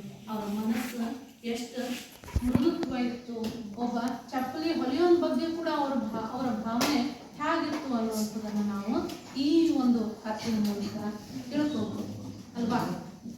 ಹೀಗೆ ಅವರ ಭಾವಗೀತೆಗಳು ಏನಂದ್ರೆ ಬೇರೆ ಏನಲ್ಲ, ಅವರ ಬದುಕಿನ ವಿವಿಧ ಆಯಾಮಗಳನ್ನ ಅದಕ್ಕೆ ಒಂದು ಚಿತ್ರಣ ಕೊಟ್ಟಂಥವ್ರು, ಬದುಕಿನ ವಿವಿಧ ಆಯಾಮಕ್ಕೆ ಚಿತ್ರಣವನ್ನು ಕೊಟ್ಟಂಥವ್ರು. ನೊಂದು ಬೆಂದು ಬದುಕಿನಲ್ಲಿ ಅನುಭವಿಸಿದಂತಹ ದುಃಖಕ್ಕೇನೆ ಅವರು ಒಂದು ಅಕ್ಷರದ ಬರಹವನ್ನ ಕೊಟ್ಟು ಭಾವಗೀತೆಗಳನ್ನ ರಚನೆ ಮಾಡಿದ್ದಾರೆ. ನಾವು ಹೇಳ್ತಾ ಹೋದ್ವಿ ಅಂದ್ರೆ ಇಡೀ ಒಂದು ದಿನವೇ ಸಾಲುದಿಲ್ಲ. ಅಂಥ ಬೇಂದ್ರೆಯವರು ಬಾಳಿ ಬದುಕಿದಂತಹ ಒಂದು ಪ್ರದೇಶದಲ್ಲಿ ನಾವು ತಿರುಗಾಡ್ ಬಂದೀವಿ, ಅಡ್ಡಾಡ್ ಬಂದೀವಿ ಅಂತಂದ್ರ ನಮ್ಮಷ್ಟು ಪುಣ್ಯವಂತರು ಬೇರೆ ಯಾರು ಇಲ್ಲ ಅಲ್ವಾ. ಇದು ನಿಮ್ಮ ದೇವಹೊಸೂರು ಏನೈತಲ್ಲ, ಅಖಂಡ ಧಾರವಾಡ ಜಿಲ್ಲೆ ಆಗಿತ್ತು ಈ ಹಿಂದೆ. ಈಗ ಹಾವೇರಿ ಜಿಲ್ಲೆ ಆಗಿನ ಮೊದಲ ಧಾರವಾಡ ಜಿಲ್ಲೆ ಆಗಿತ್ತು. ಬೋರ್ಡಲ್ಲಿ ನೋಡಿರಲ್ಲ, ಜಿಲ್ಲೆ ಅಂತಂದ್ರೆ ಧಾರವಾಡ ಭಾಷೆ, ಮುಂಚೆ ಅಖಂಡ ಧಾರವಾಡ ಜಿಲ್ಲೆನೇ ಆಗಿತ್ತು. ದ.ರಾ ಬೇಂದ್ರೆಯವರ ಮಾತೃಭಾಷೆ ಮರಾಠಿ, ಅವರ ಮಾತೃಭಾಷೆ ಮರಾಠಿಯಾಗಿತ್ತು. ಆಮೇಲೆ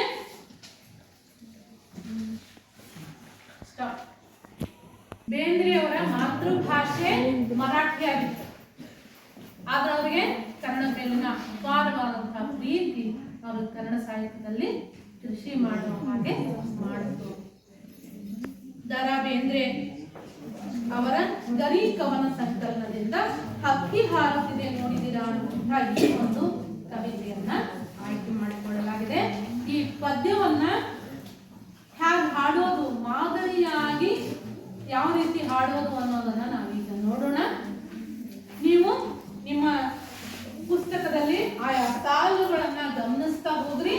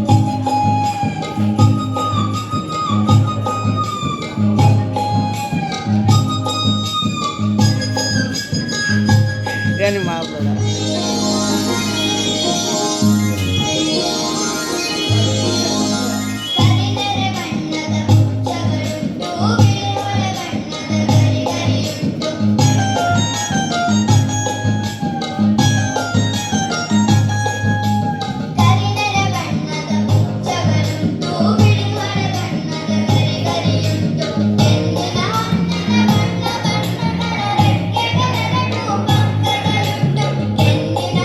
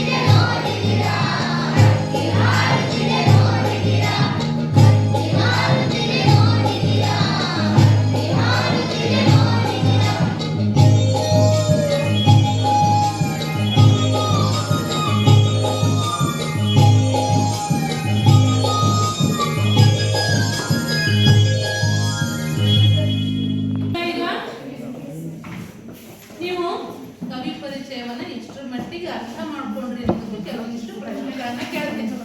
ಗೊತ್ತಿದ್ದವರು ಕೈ ಎತ್ತಬೇಕು. ಸಾಮೂಹಿಕವಾಗಿ ಉತ್ತರವನ್ನ ಕೊಡ ಹಾಗಿಲ್ಲ, ಸರಿನಾ? ಬೇಂದ್ರೆಯವರು ಜನಿಸಿದಂತಹ ಕಾಲ ದೊಡ್ಡದ 1896.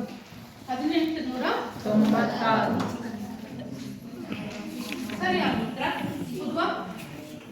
ಬೇಂದ್ರೆಯವರು ಜನ್ಮಸ್ಥಳ ಈಗ ಬಹಳ ಜನ ಹುಡುಗರು ಕೈ ಎತ್ತಕತ್ತಾರೆ ಇವತ್ತ. ಹೇಳಪ್ಪ. ಧಾರವಾಡ.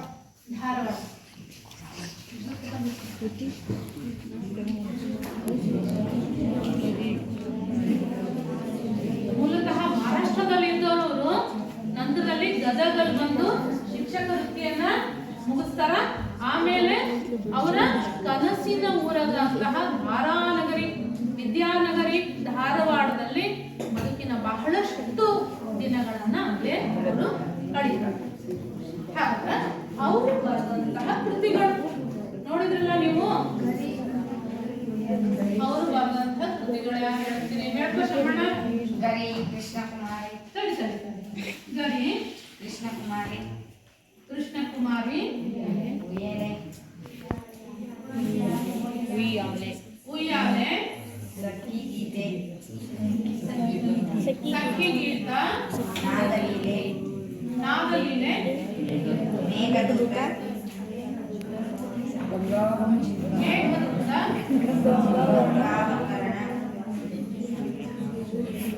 ಗಂಗಾವತರಣ.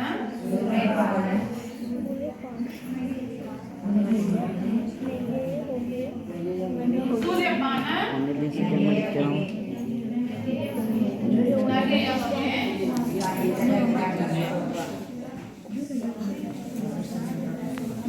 ಸಾಹಿತ್ಯದ ವಿರಾಟ್ ಸ್ವರೂಪ.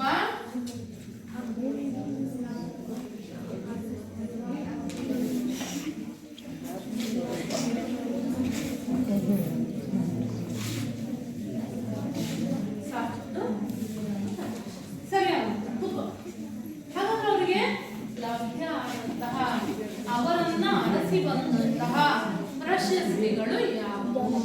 ಯಾರು ಹೇಳ್ತೀರಿ? ಭೂಮಿಕಾ ಹೇಳ್ತೀಯಮ್ಮ? ಅರಳು ಮರಳು ಎಂಬ ಕವನ ಸಂಕಲನಕ್ಕೆ ಸಾಹಿತ್ಯ ಅಕಾಡೆಮಿ ಪ್ರಶಸ್ತಿ. ಕೇಂದ್ರ ಸಾಹಿತ್ಯ ಅಕಾಡೆಮಿ. ಅರಳು ಮರಳು ಕೃತಿಗೆ ಕೇಂದ್ರ ಸಾಹಿತ್ಯ ಅಕಾಡೆಮಿ.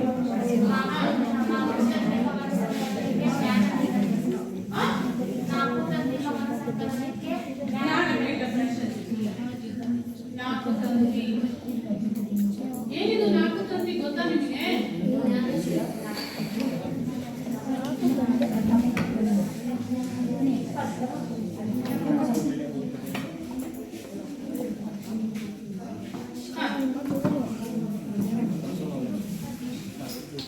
ಪದ್ಮಶ್ರೀ ಪುರಸ್ಕಾರ. ಸರಿಯಾದ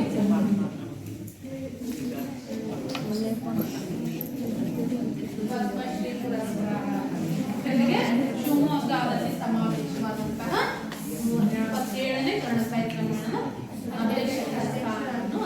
ಹಾಗಾದ್ರೆ ಕವಿ ಪರಿಚಯ ಪೂರ್ಣ ಅರ್ಥ ಆಗಿದೆ ಅಲ್ವಾ? ನಾಳೆ ಯಾರನ್ನು ಕೇಳಿದ್ರು ಕೂಡ ಕವಿ ಪರಿಚಯ ಹೇಳಿಕೆ ಬರ್ತದೆ. ಹಾಗಾದ್ರೆ ಈ ಪದ್ಯ ಯಾವ ಆಶಯವನ್ನ ಇಟ್ಕೊಂಡು ಬರೆಯಲಾಗಿದೆ ಅನ್ನೋದನ್ನ ನೋಡೋದಾದ್ರೆ, ಚಲನಶೀಲತೆ ಅನ್ನುವಂಥದ್ದು ಜೀವಂತಿಕೆಯ ಲಕ್ಷಣ. ಚಲನಶೀಲತೆ ನಿರಂತರವಾಗಿ ಬದಲಾವಣೆಯಾಗುವಂಥದ್ದು ಚಲನಶೀಲತೆ ಜೀವಂತಿಕೆಯ ಲಕ್ಷಣ, ಜೀವಂತಿಕೆಯ ಗುಣ. ನಿಸರ್ಗದ ಹೊಂದಾಣಿಕೆಯಂತೆ ಕಾಲ ಉರುಳುತ್ತದೆ. ಕತ್ತಲಾದ ಮೇಲೆ ಬೆಳಕಾಗಲೇಬೇಕು ಅಲ್ವಾ? ಹಾಗೆ ಅದಕ್ಕೆ ತಡೆ ಎಂಬುದಿಲ್ಲ.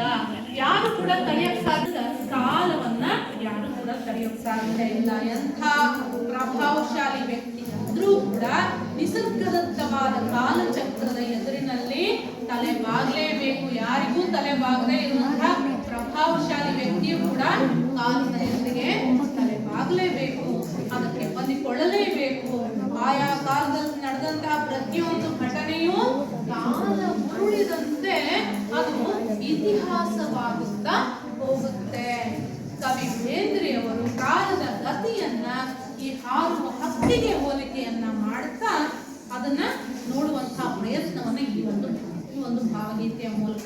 ಮಾಡ್ತಾ ಇದ್ದಾರೆ. ಹಕ್ಕಿಯ ಹಾರುವಿಕೆ ಪ್ರಕೃತಿಯ ಸಹಜ ಕ್ರಿಯೆಯೊಂದಿಗೆ ಯುಗಗಳೇ ಉರುಳಿ ಹೊಸತನಕ್ಕೆ ತೆರೆದುಕೊಳ್ಳುವಂತಹ ಒಂದು ಸಂಕೇತವಾಗಿ ಇಲ್ಲಿ ಪರಿಣಮಿಸಿದೆ. ನೋಡಿ, ಶುಕ್ರ, ಚಂದ್ರ, ಮಂಗಳ ಲೋಕ ಸಂಚಾರ ಕಾಲದ ಒಂದು ಭೌತಿಕ ಲಕ್ಷಣ. ಬ್ರಿಟಿಷ್ ಸಾಮ್ರಾಜ್ಯಶಾಹಿಯಿಂದ ಪಾರಾಗುವ ಸ್ವಾತಂತ್ರ್ಯ ಚಿಂತನದ ಕಲ್ಪನಾ ಪಕ್ಷಿಯ ಹಾರಾಟವೂ ಕೂಡ ಅದು ಇನ್ನೊಂದು ಲಕ್ಷಣ ಅದನ್ನು ನೋಡ್ತೀವಿ. ಅದಲ್ಲದೆ ಮಂಗಳ ಲೋಕಕ್ಕೆ ಮಂಗಳ ಲೋಕದ ಅಂಗಳಕ್ಕೆ ಮಾನವ ಏರುವ ಚಿಂತೆಯನ್ನು ಮಾಡ್ತಾ ಇದ್ದಾನೆ. ನೀವು ಈಗಿನ ಕಾಲದ ವಿದ್ಯಮಾನವನ್ನ ನೋಡ್ತಾ ಹೋದ್ರಿ ಅಂದ್ರ ನೀವು ಟೂರಿಗೆಲ್ಲ ಹೋಗ್ತಾ ನೋಡಿ, ಹೌದಲ್ಲ? ಮಂಗಳ ಲೋಕಕ್ಕೆ ಟೂರಿಗೆ ಹೋಗುವಂತ ವ್ಯವಸ್ಥೆಯನ್ನ ವಿಜ್ಞಾನಿಗಳು ಮಾಡ್ತಾ ಇದ್ದಾರೆ. ಅದಕ್ಕಾಗಿ ಹುಡುಕಾಟಗಳನ್ನ ಮಾಡ್ತಾ ಇದ್ದಾರೆ. ಅದಕ್ಕಾಗಿ ಸಾಕಷ್ಟು ಸಂಶೋಧನೆಗಳನ್ನ ನಡೆಸ್ತಾ ಇದ್ದಾರೆ ಅಲ್ವಾ?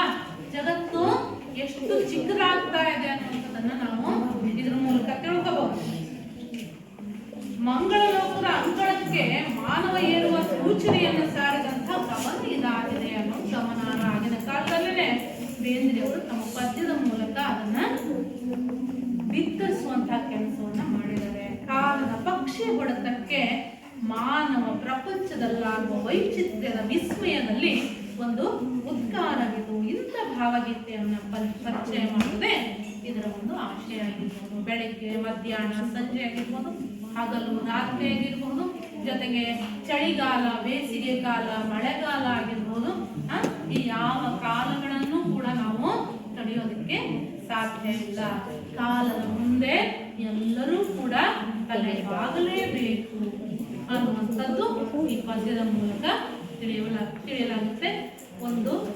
ಎರಡು ಸಾಲನ್ನ ಮಾದರಿ ವಾಚನ ಮಾಡೋಣ. ಪ್ರತಿಯೊಬ್ರು ಲಕ್ಷ್ಯ ವಹಿಸಿ ನೋಡ್ರಿ. ಈರುಳು ಅಡಿದು ದಿನ ದಿನ ಬೆಳಗ್ಗೆ. ಪುಸ್ತಕ ತೆಗ್ದಿರಲ್ಲ ಎಲ್ಲ? 50ನೇ ಪುಟದಲ್ಲಿ ಮೊದಲನೇ ಸಾಲು, ಮೊದಲನೇ ಪ್ಯಾರ. ಈರುಳು ಅಡಿದು ದಿನ ದಿನ ಬೆಳಗ್ಗೆ ಸುತ್ತಮುತ್ತಲೂ ಮೇಲಕ್ಕೆ ಬೆಳಗ್ಗೆ ಗಾವುದ ಗಾವುದ ಗಾವುದ ಮುಂದೆ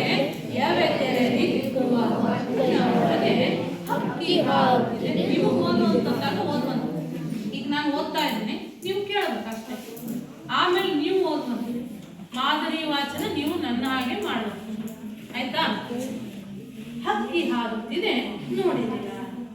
ಕರಿನೆರೆ ಬಣ್ಣದ ಪುಚ್ಚಗಳುಂಟು, ಬಿಳಿ ಹೊಳೆ ಬಣ್ಣದ ಗರಿ ಉಂಟು, ಕೆನ್ನನ ಬಣ್ಣನ ಬಣ್ಣಗಳ ರೆಕ್ಕೆಗಳೆರಡೂ ಪಕ್ಕದಲ್ಲುಂಟು. ಹಕ್ಕಿ ಹಾರುತ್ತಿದೆ ನೋಡಿದಿರಾ. ನೀಲಮೇಘ ಮಂಡಲ ಸಮಬಣ್ಣ, ಮುಗಿಲಿಗೆ ರೆಕ್ಕೆಗಳೊಡೆದವು ಅಣ್ಣ. ಚಿಕ್ಕೆಯ ಮಾಲೆಯ ಸೆಕ್ಕಿಸಿಕೊಂಡು ಸೂರ್ಯ ಚಂದ್ರರನ್ನು ಮಾಡಿದೆ ಕಣ್ಣ. ಹಕ್ಕಿ ಹಾರುತ್ತಿದೆ ನೋಡಿದಿರಾ. ನಿನ್ನೆದೆಯು ಕರಗಿರಲಿ, ಅದರ ಸವಿಯನ್ನಷ್ಟೇ ಹಣಿಸು ನನಗೆ ಅಂತ ಹೇಳಿ ತನಗೆ ಎಷ್ಟೇ ದುಃಖ, ನೋವು ಇದ್ರೂ ಕೂಡ ಅಲ್ಲಿ ಸಹೃದಯನಿಗೆ ಒಳ್ಳೆಯ ರೀತಿಯಾದಂತಹ ಅನುಭವವನ್ನು ಕೊಡುವಂತಹ ಕಾವ್ಯಗಳನ್ನ ರಚನೆ ಮಾಡುವಂಥ ಕವಿ ತಾನು ಎಷ್ಟೇ ಬದುಕಿನಲ್ಲಿ ನೋವುಗಳನ್ನ ಅನುಭವಿಸಿದ್ರು ಕೂಡ ಕಾವ್ಯದ ಮುಖಾಂತರ ಸಹೃದಯನಿಗೆ, ಓದುಗರಿಗೆ ಆನಂದವನ್ನು ನೀಡುವಂತಹ ಒಂದು ಗುರಿ ಉದ್ದೇಶವನ್ನು ಇಟ್ಕೊಂಡೇ ಅವರು ಕಾವ್ಯವನ್ನು ಬರೀತಾರೆ. ಸಾಹಿತ್ಯದ ಉದ್ದೇಶ ಅಷ್ಟೇ ಆನಂದಾನುಭವ. ಸಾಹಿತ್ಯದ ಉದ್ದೇಶ ಆನಂದಾನುಭವ, ಓದುಗರಿಗೆ ಆನಂದವನ್ನ ತರುವಂಥದ್ದು. ಅವರ ತಂದೆ ರಾಮಚಂದ್ರ, ತಾಯಿ ಅಂಬಿಕಾ ಅನ್ನುವಂಥದ್ದು. ಇವರು ಅಧ್ಯಾಪಕರಾಗಿ ಸೊಲ್ಲಾಪುರ ರಾಜಾರಾಮ್ ಕಾಲೇಜಿನಲ್ಲಿ ಕನ್ನಡ ಪ್ರಾಧ್ಯಾಪಕರಾಗಿ, ಧಾರವಾಡದ ಬಾನುಲಿ ಕೇಂದ್ರದ ಸಲಹೆಗಾರರಾಗಿಯೂ ಕೂಡ ಇವರು ಸೇವೆಯನ್ನ ಸಲ್ಲಿಸಿದ್ದಾರೆ. ನವೋದಯ ಕನ್ನಡ ಸಾಹಿತ್ಯದ ಪ್ರಮುಖ ಕವಿಗಳಲ್ಲಿ ಒಬ್ಬರಾದಂತಹ ದ.ರಾ. ಬೇಂದ್ರೆಯವರು ಸಾಕಷ್ಟು ಪ್ರಸಿದ್ಧವಾದ ಕವನ ಸಂಕಲನಗಳನ್ನ ರಚನೆ ಮಾಡಿದ್ದಾರೆ. ಗರಿ, ಕೃಷ್ಣಕುಮಾರಿ, ಉಯ್ಯಾಲೆ, ಸಖಿಗೀತ, ನಾದಲೀಲೆ, ಮೇಘದೂತ, ಗಂಗಾವತರಣ, ಸೂರ್ಯಪಾನ, ನಗೆಯ ಹೊಗೆ, ಅನ್ನುವಂತಹ ಸಾಕಷ್ಟು ಕೃತಿಗಳನ್ನ ರಚನೆ ಮಾಡಿದ್ದಾರೆ. ಸಾಹಿತ್ಯದ ವಿರಾಟ್ ಸ್ವರೂಪ ಅನ್ನುವಂಥದ್ದು ಇದು ಅವರು ಬರೆದಂತಹ ವಿಮರ್ಶಾಕೃತಿ. ಅವರ ವಿಮರ್ಶಾಕೃತಿ ಸಾಹಿತ್ಯದ ವಿರಾಟ್ ಸ್ವರೂಪ ಅನ್ನುವಂಥದ್ದು. ಸಾಹಿತ್ಯ ಮತ್ತು ವಿಮರ್ಶೆ, ವಿಚಾರ ಮಂಜರಿ, ಕಾವ್ಯೋದ್ಯೋಗ, ಸಾಹಿತ್ಯ ಸಂಶೋಧನೆ ಅನ್ನುವಂತಹ ಇತರೆ ವಿಮರ್ಶಾಕೃತಿಗಳನ್ನು ಕೂಡ ಅವರು ರಚನೆ ಮಾಡಿದ್ದಾರೆ. ಮತ್ತೆ ಶ್ರಾವಣ ಬಂತು, ಪ್ರತಿಬಿಂಬಗಳು, ನಾದಲೀಲೆ ಇದು ಕೂಡ ಅವರ ಕವನ ಸಂಕಲನಗಳಲ್ಲಿ ಒಂದಾಗಿವೆ. ಇವರ ಅರುಳು ಮರಳು ಕವನ ಸಂಕಲನಕ್ಕೆ ಕೇಂದ್ರ ಸಾಹಿತ್ಯ ಅಕಾಡೆಮಿ ಪ್ರಶಸ್ತಿ ಲಭಿಸಿದೆ.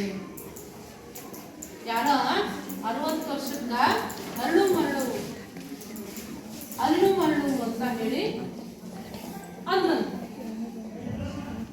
ಅವಾಗ ಬೇಂದ್ರೆ ಅವ್ರು ಹೇಳ್ತಾರಂತ, ಅರಳು ಮರಳಲ್ಲಪ್ಪ, ಅದು ಮರಳಿ ಅರಳು ಅಂತ ಹೇಳಿ ತಮ್ಮ ಮಾತಿನ ಶಾಖಚಕ್ಯತೆ ಅಂತ ಅವರಿಗೆ ಪ್ರತ್ಯುತ್ತರವನ್ನು ಕೊಡ್ತಾರೆ. ಅವರು ತಮ್ಮ ಕಾವ್ಯಕ್ಕೆ ಅರಳು ಮರಳು ಅಂತ ಒಂದು ತಲೆಬರಹವನ್ನು ಕೊಟ್ಕೊಂಡು ಕವನಗಳನ್ನ ರಚನೆ ಮಾಡಿದ್ದಾರೆ.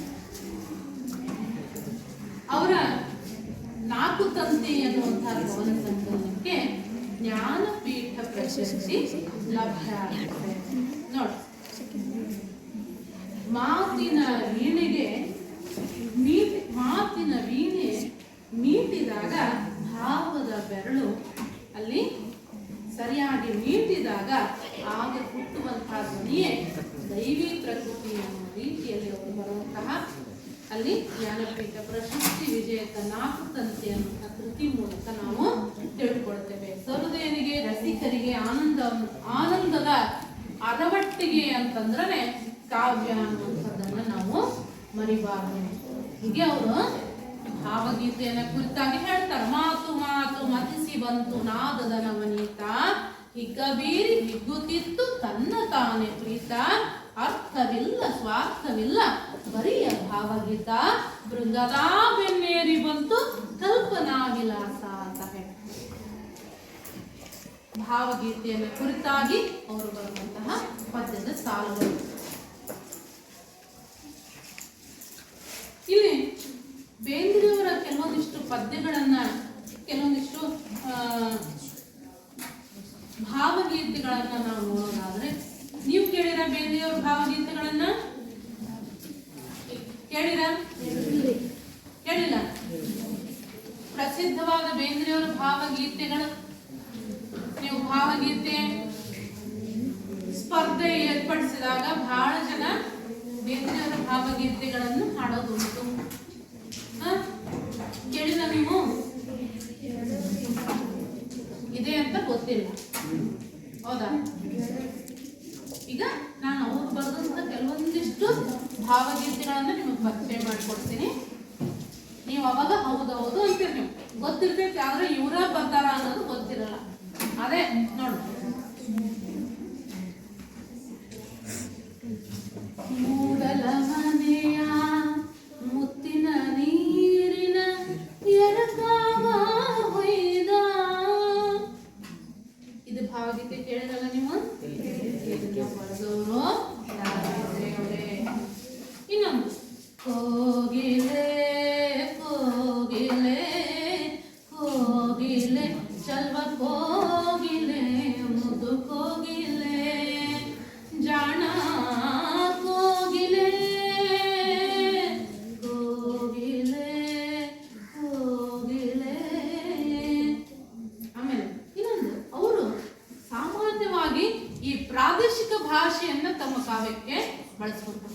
ಬರೆದಂತಹ ಕವನ ರಚನೆಗೆ ಪ್ರಾದೇಶಿಕ ಭಾಷೆಯನ್ನು ಹೆಚ್ಚು ಬಳಸೋದು. ನೋಡಿ, ನಾರಿ ನಿನ್ನ ಮಾರಿ ಮ್ಯಾಗ ನಗಿನ ಆಡತಿತ್ತ ಆಡತಿತ್ತ ಓಡತಿತ್ತ ಮುಗಿಲ ಕಡೆಗೆ ನೋಡತಿತ್ತ, ನಾರಿ ನಿನ್ನ ಮಾರಿ ಮ್ಯಾಗ ಆಗಿರ್ಬೋದು. ಪಾತ್ರಗಿತ್ತಿ ಪಕ್ಕ ನೋಡಿದೇನ ಅಕ್ಕ, ಪಾತ್ರಗಿತ್ತಿ ಪಕ್ಕ ನೋಡಿದೇನ ಅಕ್ಕ. ನೋಡಿ, ಎಲ್ಲರಿಗೂ ಬಹಳ ಪರಿಚಿತವಾದ ಭಾವಗೀತೆಗಳಲ್ಲ. ಈಗ ಕೇಳಿದಾಗ ಹೌದು ಹೌದು ನಿಮ್ಮ ಮುಖದಲ್ಲಿ ನಿಮ್ಮ ಮುಖಭಾವ ನೋಡಿದಾಗ ಅನಿಸ್ತದೆ ಅಲ್ವಾ? ಕೇಳಿದಲ್ಲ ಇವನ್ನೆಲ್ಲ. ಹಳ್ಳದ ದಂಡ್ಯಾಗ ಮೊದಲಿಗೆ ಕಂಡಾಗ ಏನೊಂದು ನಗೀತ. ಈ ಒಂದು ಕೆಲವೊಂದು ಎರಡು ಸಾಲುಗಳನ್ನು ನೋಡಿದಾಗ ಅವರು ಬಳಸಿರುವಂತಹ ಈ ಪ್ರಾದೇಶಿಕ ಭಾಷೆ ನಮ್ಗೆ ಅರಿವಿಗೆ ಬರ್ತದೆ. ನಾವು ಅದನ್ನ ನೋಡೋಣ. ಒಂದೆರಡು ಸಾಲುಗಳನ್ನ ನಿಮ್ಮ ಮುಂದೆ ಹೇಳಿ ತೋರಿಸ್ತೀನಿ. ಅವರು ಈ ಧಾರವಾಡ ಪ್ರದೇಶದ ಈ ಕಡೆ ಉತ್ತರ ಕರ್ನಾಟಕದ ಪ್ರದೇಶದ ಪ್ರಾದೇಶಿಕ ಭಾಷೆಯನ್ನೇ ಬೆಳೆಸಿರುವಂಥದ್ದು ಈ ಮೂಲಕ ನಮ್ಗೆ ಅರ್ಥ ಆಗುತ್ತೆ. ಏನೊಂದು ನಗಿಯಿತ್ತ ಏಸೊಂದು ನಗಿಯಿತ್ತ ನಕ್ಕೊಮ್ಮೆ ಹೇಳ ಚೆನ್ನಿಯ ನಗಿಯಿತ್ತ ಹೋಗೇತಿಯತ್ತ ಕಣ್ಣಾನ ಬೆಳಕೇನ ಮಾರ್ಯಾಗಿನ ತುಳುಕೇನ ತುಟಿಯಾಗಿನ ಚುಳುಕೇನ ಉಡುಗಿಯ ಮಾಟೇನ ನಡಗಿಯ ಕಾಟೇನ ಉಡುಗಿಯ ಮಾಟೇನ ನಡಗಿಯ ಕಾಟೇನ ಹುಡುಗಿ ಹುಡುಗಾಟೇನ ಕಣ್ಣ ಕಾಣಲಿಲ್ಲ ಅಂಧಾಂಗನ್ನಲಿಲ್ಲ ಬಂಧಾಂಗ ಬರಲಿಲ್ಲ ಚಂದಾನ ಒಂದೊಂದು ಒಂದೇನಿ ಬೇರೊಂದು ಚಂದಾನ ಒಂದೊಂದು ಒಂದೇನಿ ಬೇರೊಂದು ಅರಿವಾನ ಇರಲಿಲ್ಲ.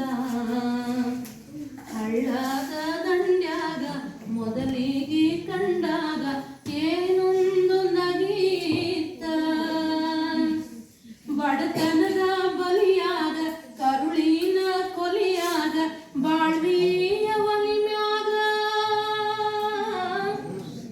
ಸುಟ್ಟು ಹಪ್ಪಳದಾಗ ಸೊರಗಿದ ಸೊಪ್ಪಾಂಗ ಸುಟ್ಟು ಹಪ್ಪಳದಾಗ ಸೊರಗಿದ ಸೊಪ್ಪಾಂಗ ಬಂತಂತ ಮುಕ್ಕುವ್ಯಾಗ ಹಳ್ಳದ ದಂಡ್ಯಾಗ ಮೊದಲಿಗೆ ಕಂಡಾಗ ಏನೊಂದು ನಗೀತ. ನೋಡಿ ಇದನ್ನ ನೋಡ್ತಾ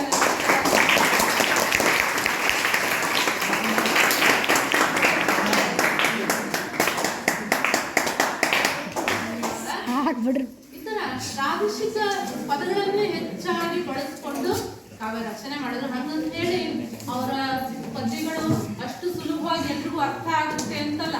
ಪ್ರಾದೇಶಿಕ ಭಾಷೆಯನ್ನ ಬಳಸ್ಕೊಂಡು ಬರೆದ್ರು ಕೂಡ ಅದರಲ್ಲಿ ವಿಶೇಷವಾದಂತಹ ಅರ್ಥವನ್ನು ಇಟ್ಕೊಂಡು ಬರೆಯುವಂಥದ್ದು ಅದು ಬೇಂದ್ರೆ ಅಜ್ಜನ ಒಂದು ಗುಣ. ನನ್ನ ಕೈಯ ಹಿಡಿದಾಕೆ ಅಳುಮುಂಗಿ ನಗುವೊಮ್ಮೆ ಅಂತ ಹೇಳಿ ಇವರು ಬೇಂದ್ರೆ ಮಾತ್ರ ಬೇಂದ್ರೆ ಆಗಕ್ಕೆ ಸಾಧ್ಯ ಅಂತ ಹೇಳಿ.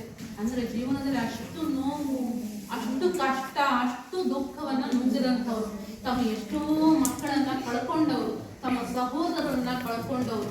ಅದಲ್ಲದೆ ಅವರ ಒಂದನೇ ಕವನ ಸಂಕಲನ ಅವರು ಬರೆದಂತಹ ಒಂದನೇ ಕವನ ಕೃಷ್ಣಕುಮಾರಿ ಅನ್ನುವಂಥದ್ದು ಸರ್ಕಾರದ ವಿರುದ್ಧ ಬರೆದೈತಿ ಅನ್ನೋ ಒಂದು ಕಾರಣಕ್ಕೆ ಅವರಿಗೆ ಹೆಂಡಲಗ ಜೈಲಿಗೆ ಹಾಕ್ತಾರೆ ಬ್ರಿಟಿಷರು. ಸಾಕಷ್ಟು ಬದುಕಿನಲ್ಲಿ ನೋವು ನಲಿವುಗಳನ್ನ ಅನುಭವಿಸಿದಂಥವ್ರು ತಮ್ಮ ಮಗ ತೀರಿ ಹೋದಾಗ ಹೆಂಡತಿಯ ಮುಖವನ್ನ ನೋಡಲಾರದೆ ಆಕೆಯ ಮುಖ ನೋಡ್ಲಾರ್ದೇನೆ ಬರೆದಿದ್ದ ನೀ ಹಿಂಗ ನೋಡಬೇಡ ನನ್ನ ಅನ್ನುವಂಥ ಪದ್ಯ ಕೇಳಿರಲ್ಲ ನೀವು. ಆ ಪದ್ಯ ಅವರ ಮಕ್ಕಳನ್ನ ಕಳ್ಕೊಂಡಾಗ ಆ ದುಃಖದಲ್ಲಿ ಬಂದಿರೋದು. ಎಷ್ಟೋ ಜನ ಅದನ್ನ ಆ ಪ್ರೇಮ ಕವಿತೆ ಅಂತ ಹೇಳಿ ತಿಳ್ಕೊಂಡು ಹಾಡೋದು ಉಂಟಾಗ್ತದೆ. ಪ್ರೇಮ ಕವಿತೆ ಅಲ್ಲ, ಅವರು ದುಃಖದಲ್ಲಿ ಬರೆದಂತಹ ಒಂದು ಭಾವಗೀತೆ. ಯಾಕೋ ಕಾಣೆ ರುದ್ರವೀಣೆ ಮಿಡಿಯುತ್ತಿರುವುದು ಅದು ಕೂಡ ಅವ್ರು ಬರೆದಂತ ಹಾಡು. ಆಮೇಲೆ ಕುಣಿಯೋಣು ಬಾರ ಕುಣಿಯೋಣು ಬಾ ತಾಡಕ ಸಂತ್ಯಾಕ ರಾಗದ ಚಿಂತ್ಯಾಕ ಹೆಜ್ಜಾಕ ಗೆಜ್ಜಾಕ ಕುಣಿಯೋಣು ಬಾ. ನೋಡ್ರಿ, ಕುಣಿಯಕ್ಕ ತಾಳ ಬೇಡ, ಭಕ್ತಿ ಬೇಡ, ರಾಗ ಬೇಡ ಅಂತ ಹೇಳಿ ಅವ್ರು ಹೇಳೋ ಪದ್ಯ, ಅವ್ರು ಬಳಸೋ ಪದಗಳನ್ನ ಕೇಳಿ ಹಾಡಿಬಿಟ್ರೆ ಸಾಕು, ಎಂಥವ್ರು ಕೂಡ ನಿಂತಲ್ಲಿ 2 ಹೆಜ್ಜೆಯನ್ನ ಹಾಕಿ ಬಿಡಬಹುದು. ಅಷ್ಟರ ಮಟ್ಟಿಗೆ ಅವರ ಪದ ಸಂಪತ್ತು ಐತಿ. ಅವ್ರನ್ನ ಶಬ್ದಗಾರುಡಿಗ ಅಂತ ಕೂಡ ನಾವು ಅವ್ರನ್ನ ಕರಿತೀವಿ. ತುಂಗಭದ್ರೆಯ ಉತ್ತರಾಪಥದ ದೇಶೀಯ ಮಾರ್ಗ ಅವನ್ನ ಹುಡುಕುವ ಹಾಗೆ ಹುಟ್ಟಿಸುವ ಕುರುಹು ಅವರ ಕಾಲದಲ್ಲಿ ಬರ್ತದೆ. ಪಂಡಿತರಿಂದ ಪಾಮರವರೆಗೂ ಬಡವ ಬಲ್ಲಿದ ನಾಗರಿಕ ನಾಡಾಡಿ ಎನ್ನುವಂತಹ ಭೇದ ಭಾವಗಳಿಲ್ಲದೇನೆ ಕನ್ನಡದ ಜೀವಾಳ ಕನ್ನಡಿಗರಿಗಾಗಿ ಕನ್ನಡಿಸಲ್ಪಡಬೇಕು ಅನ್ನುವ ಒಂದು ಉದ್ದೇಶವನ್ನು ಇಟ್ಕೊಂಡು ಸಾಕಷ್ಟು ಭಾವಗೀತೆಗಳನ್ನ ರಚನೆ ಮಾಡಿದ್ದಾರೆ. G.S. ಆಮೂರ್ ಅವರು ಅವರ ಭಾವಗೀತೆಯ ಮೇಲಿನ ಭುವನದ ಭಾಗ್ಯ ಅನ್ನುವಂತಹ ಕೃತಿಯನ್ನ ರಚನೆ ಮಾಡಿದ್ದಾರೆ. ಒಲವು ಪ್ರೀತಿ ಅನ್ನುವಂಥದ್ದು ಬದುಕಿನ ಒಂದು ಮುಖ್ಯವಾದಂತಹ ಸ್ಥಾಯಿ ಭಾವ ಅಂತ ಹೇಳಿ ನಾವು ನೋಡ್ತೀವಿ. ಒಲವು ಪ್ರೀತಿಯವರ ಮುಖ್ಯವಾದ ಬದುಕಿನ ಸ್ಥಾಯಿ ಭಾವ ಅಂತ ನಾವು ನೋಡ್ತೀವಿ. ಈಗ ಅದಕ್ಕೂ ಮುಂಚೆ ನಿಮ್ಗೊಂದಿಷ್ಟು ಅವರ ಕೃತಿಗಳನ್ನ ತೋರಿಸ್ಬಿಡ್ತೀನಿ. ಈಗ ಮರೆತು ಹೋಗುವ ಮುನ್ನ ಇಲ್ಲಿ ನೋಡ್ರಿ, ಒಲವೇ ನಮ್ಮ ಬದುಕು ಬೇಂದ್ರೆಯವರ ಬರೆದಂತಹ ಕವನ ಸಂಕಲನ. ಒಲವೇ ನಮ್ಮ ಬದುಕು ನೋಡಿದ್ರಲ್ಲ. ಹಾಗೇನೆ ಇದು ನೋಡಿ, ಗರಿ ಅಕ್ಕಿ ಹಾಕ್ತಿದೆ ನೋಡಿದೀರಾ? ಗರಿ ಅನ್ನುವಂಥ ಕವನ ಸಂಕಲನದಿಂದ ಆಯ್ಕೆ ಮಾಡಿಕೊಳ್ಳಲಾಗಿದೆ ಅಂದ್ರಲ್ಲ, ಇದು ನೋಡಿ ಅವ್ರು ಬರೆದಂತಹ ಗರಿ ಕವನ ಸಂಕಲನ ಪುಸ್ತಕ ನೋಡಿದ್ರಲ್ಲ.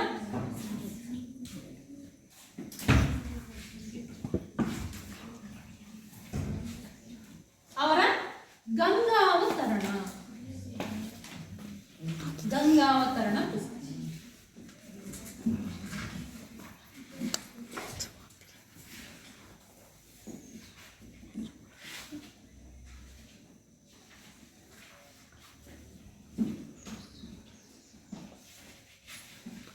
ಒಲವು ಪ್ರೀತಿ ಅನ್ನುವಂಥದ್ದು ಜೀವನದ ಬಹುಮುಖ್ಯವಾದಂತಹ ಒಂದು ಸ್ಥಾಯಿ ಭಾವ ಅಂತ ಹೇಳಿ ನಾವು ನೋಡ್ತೀವಿ.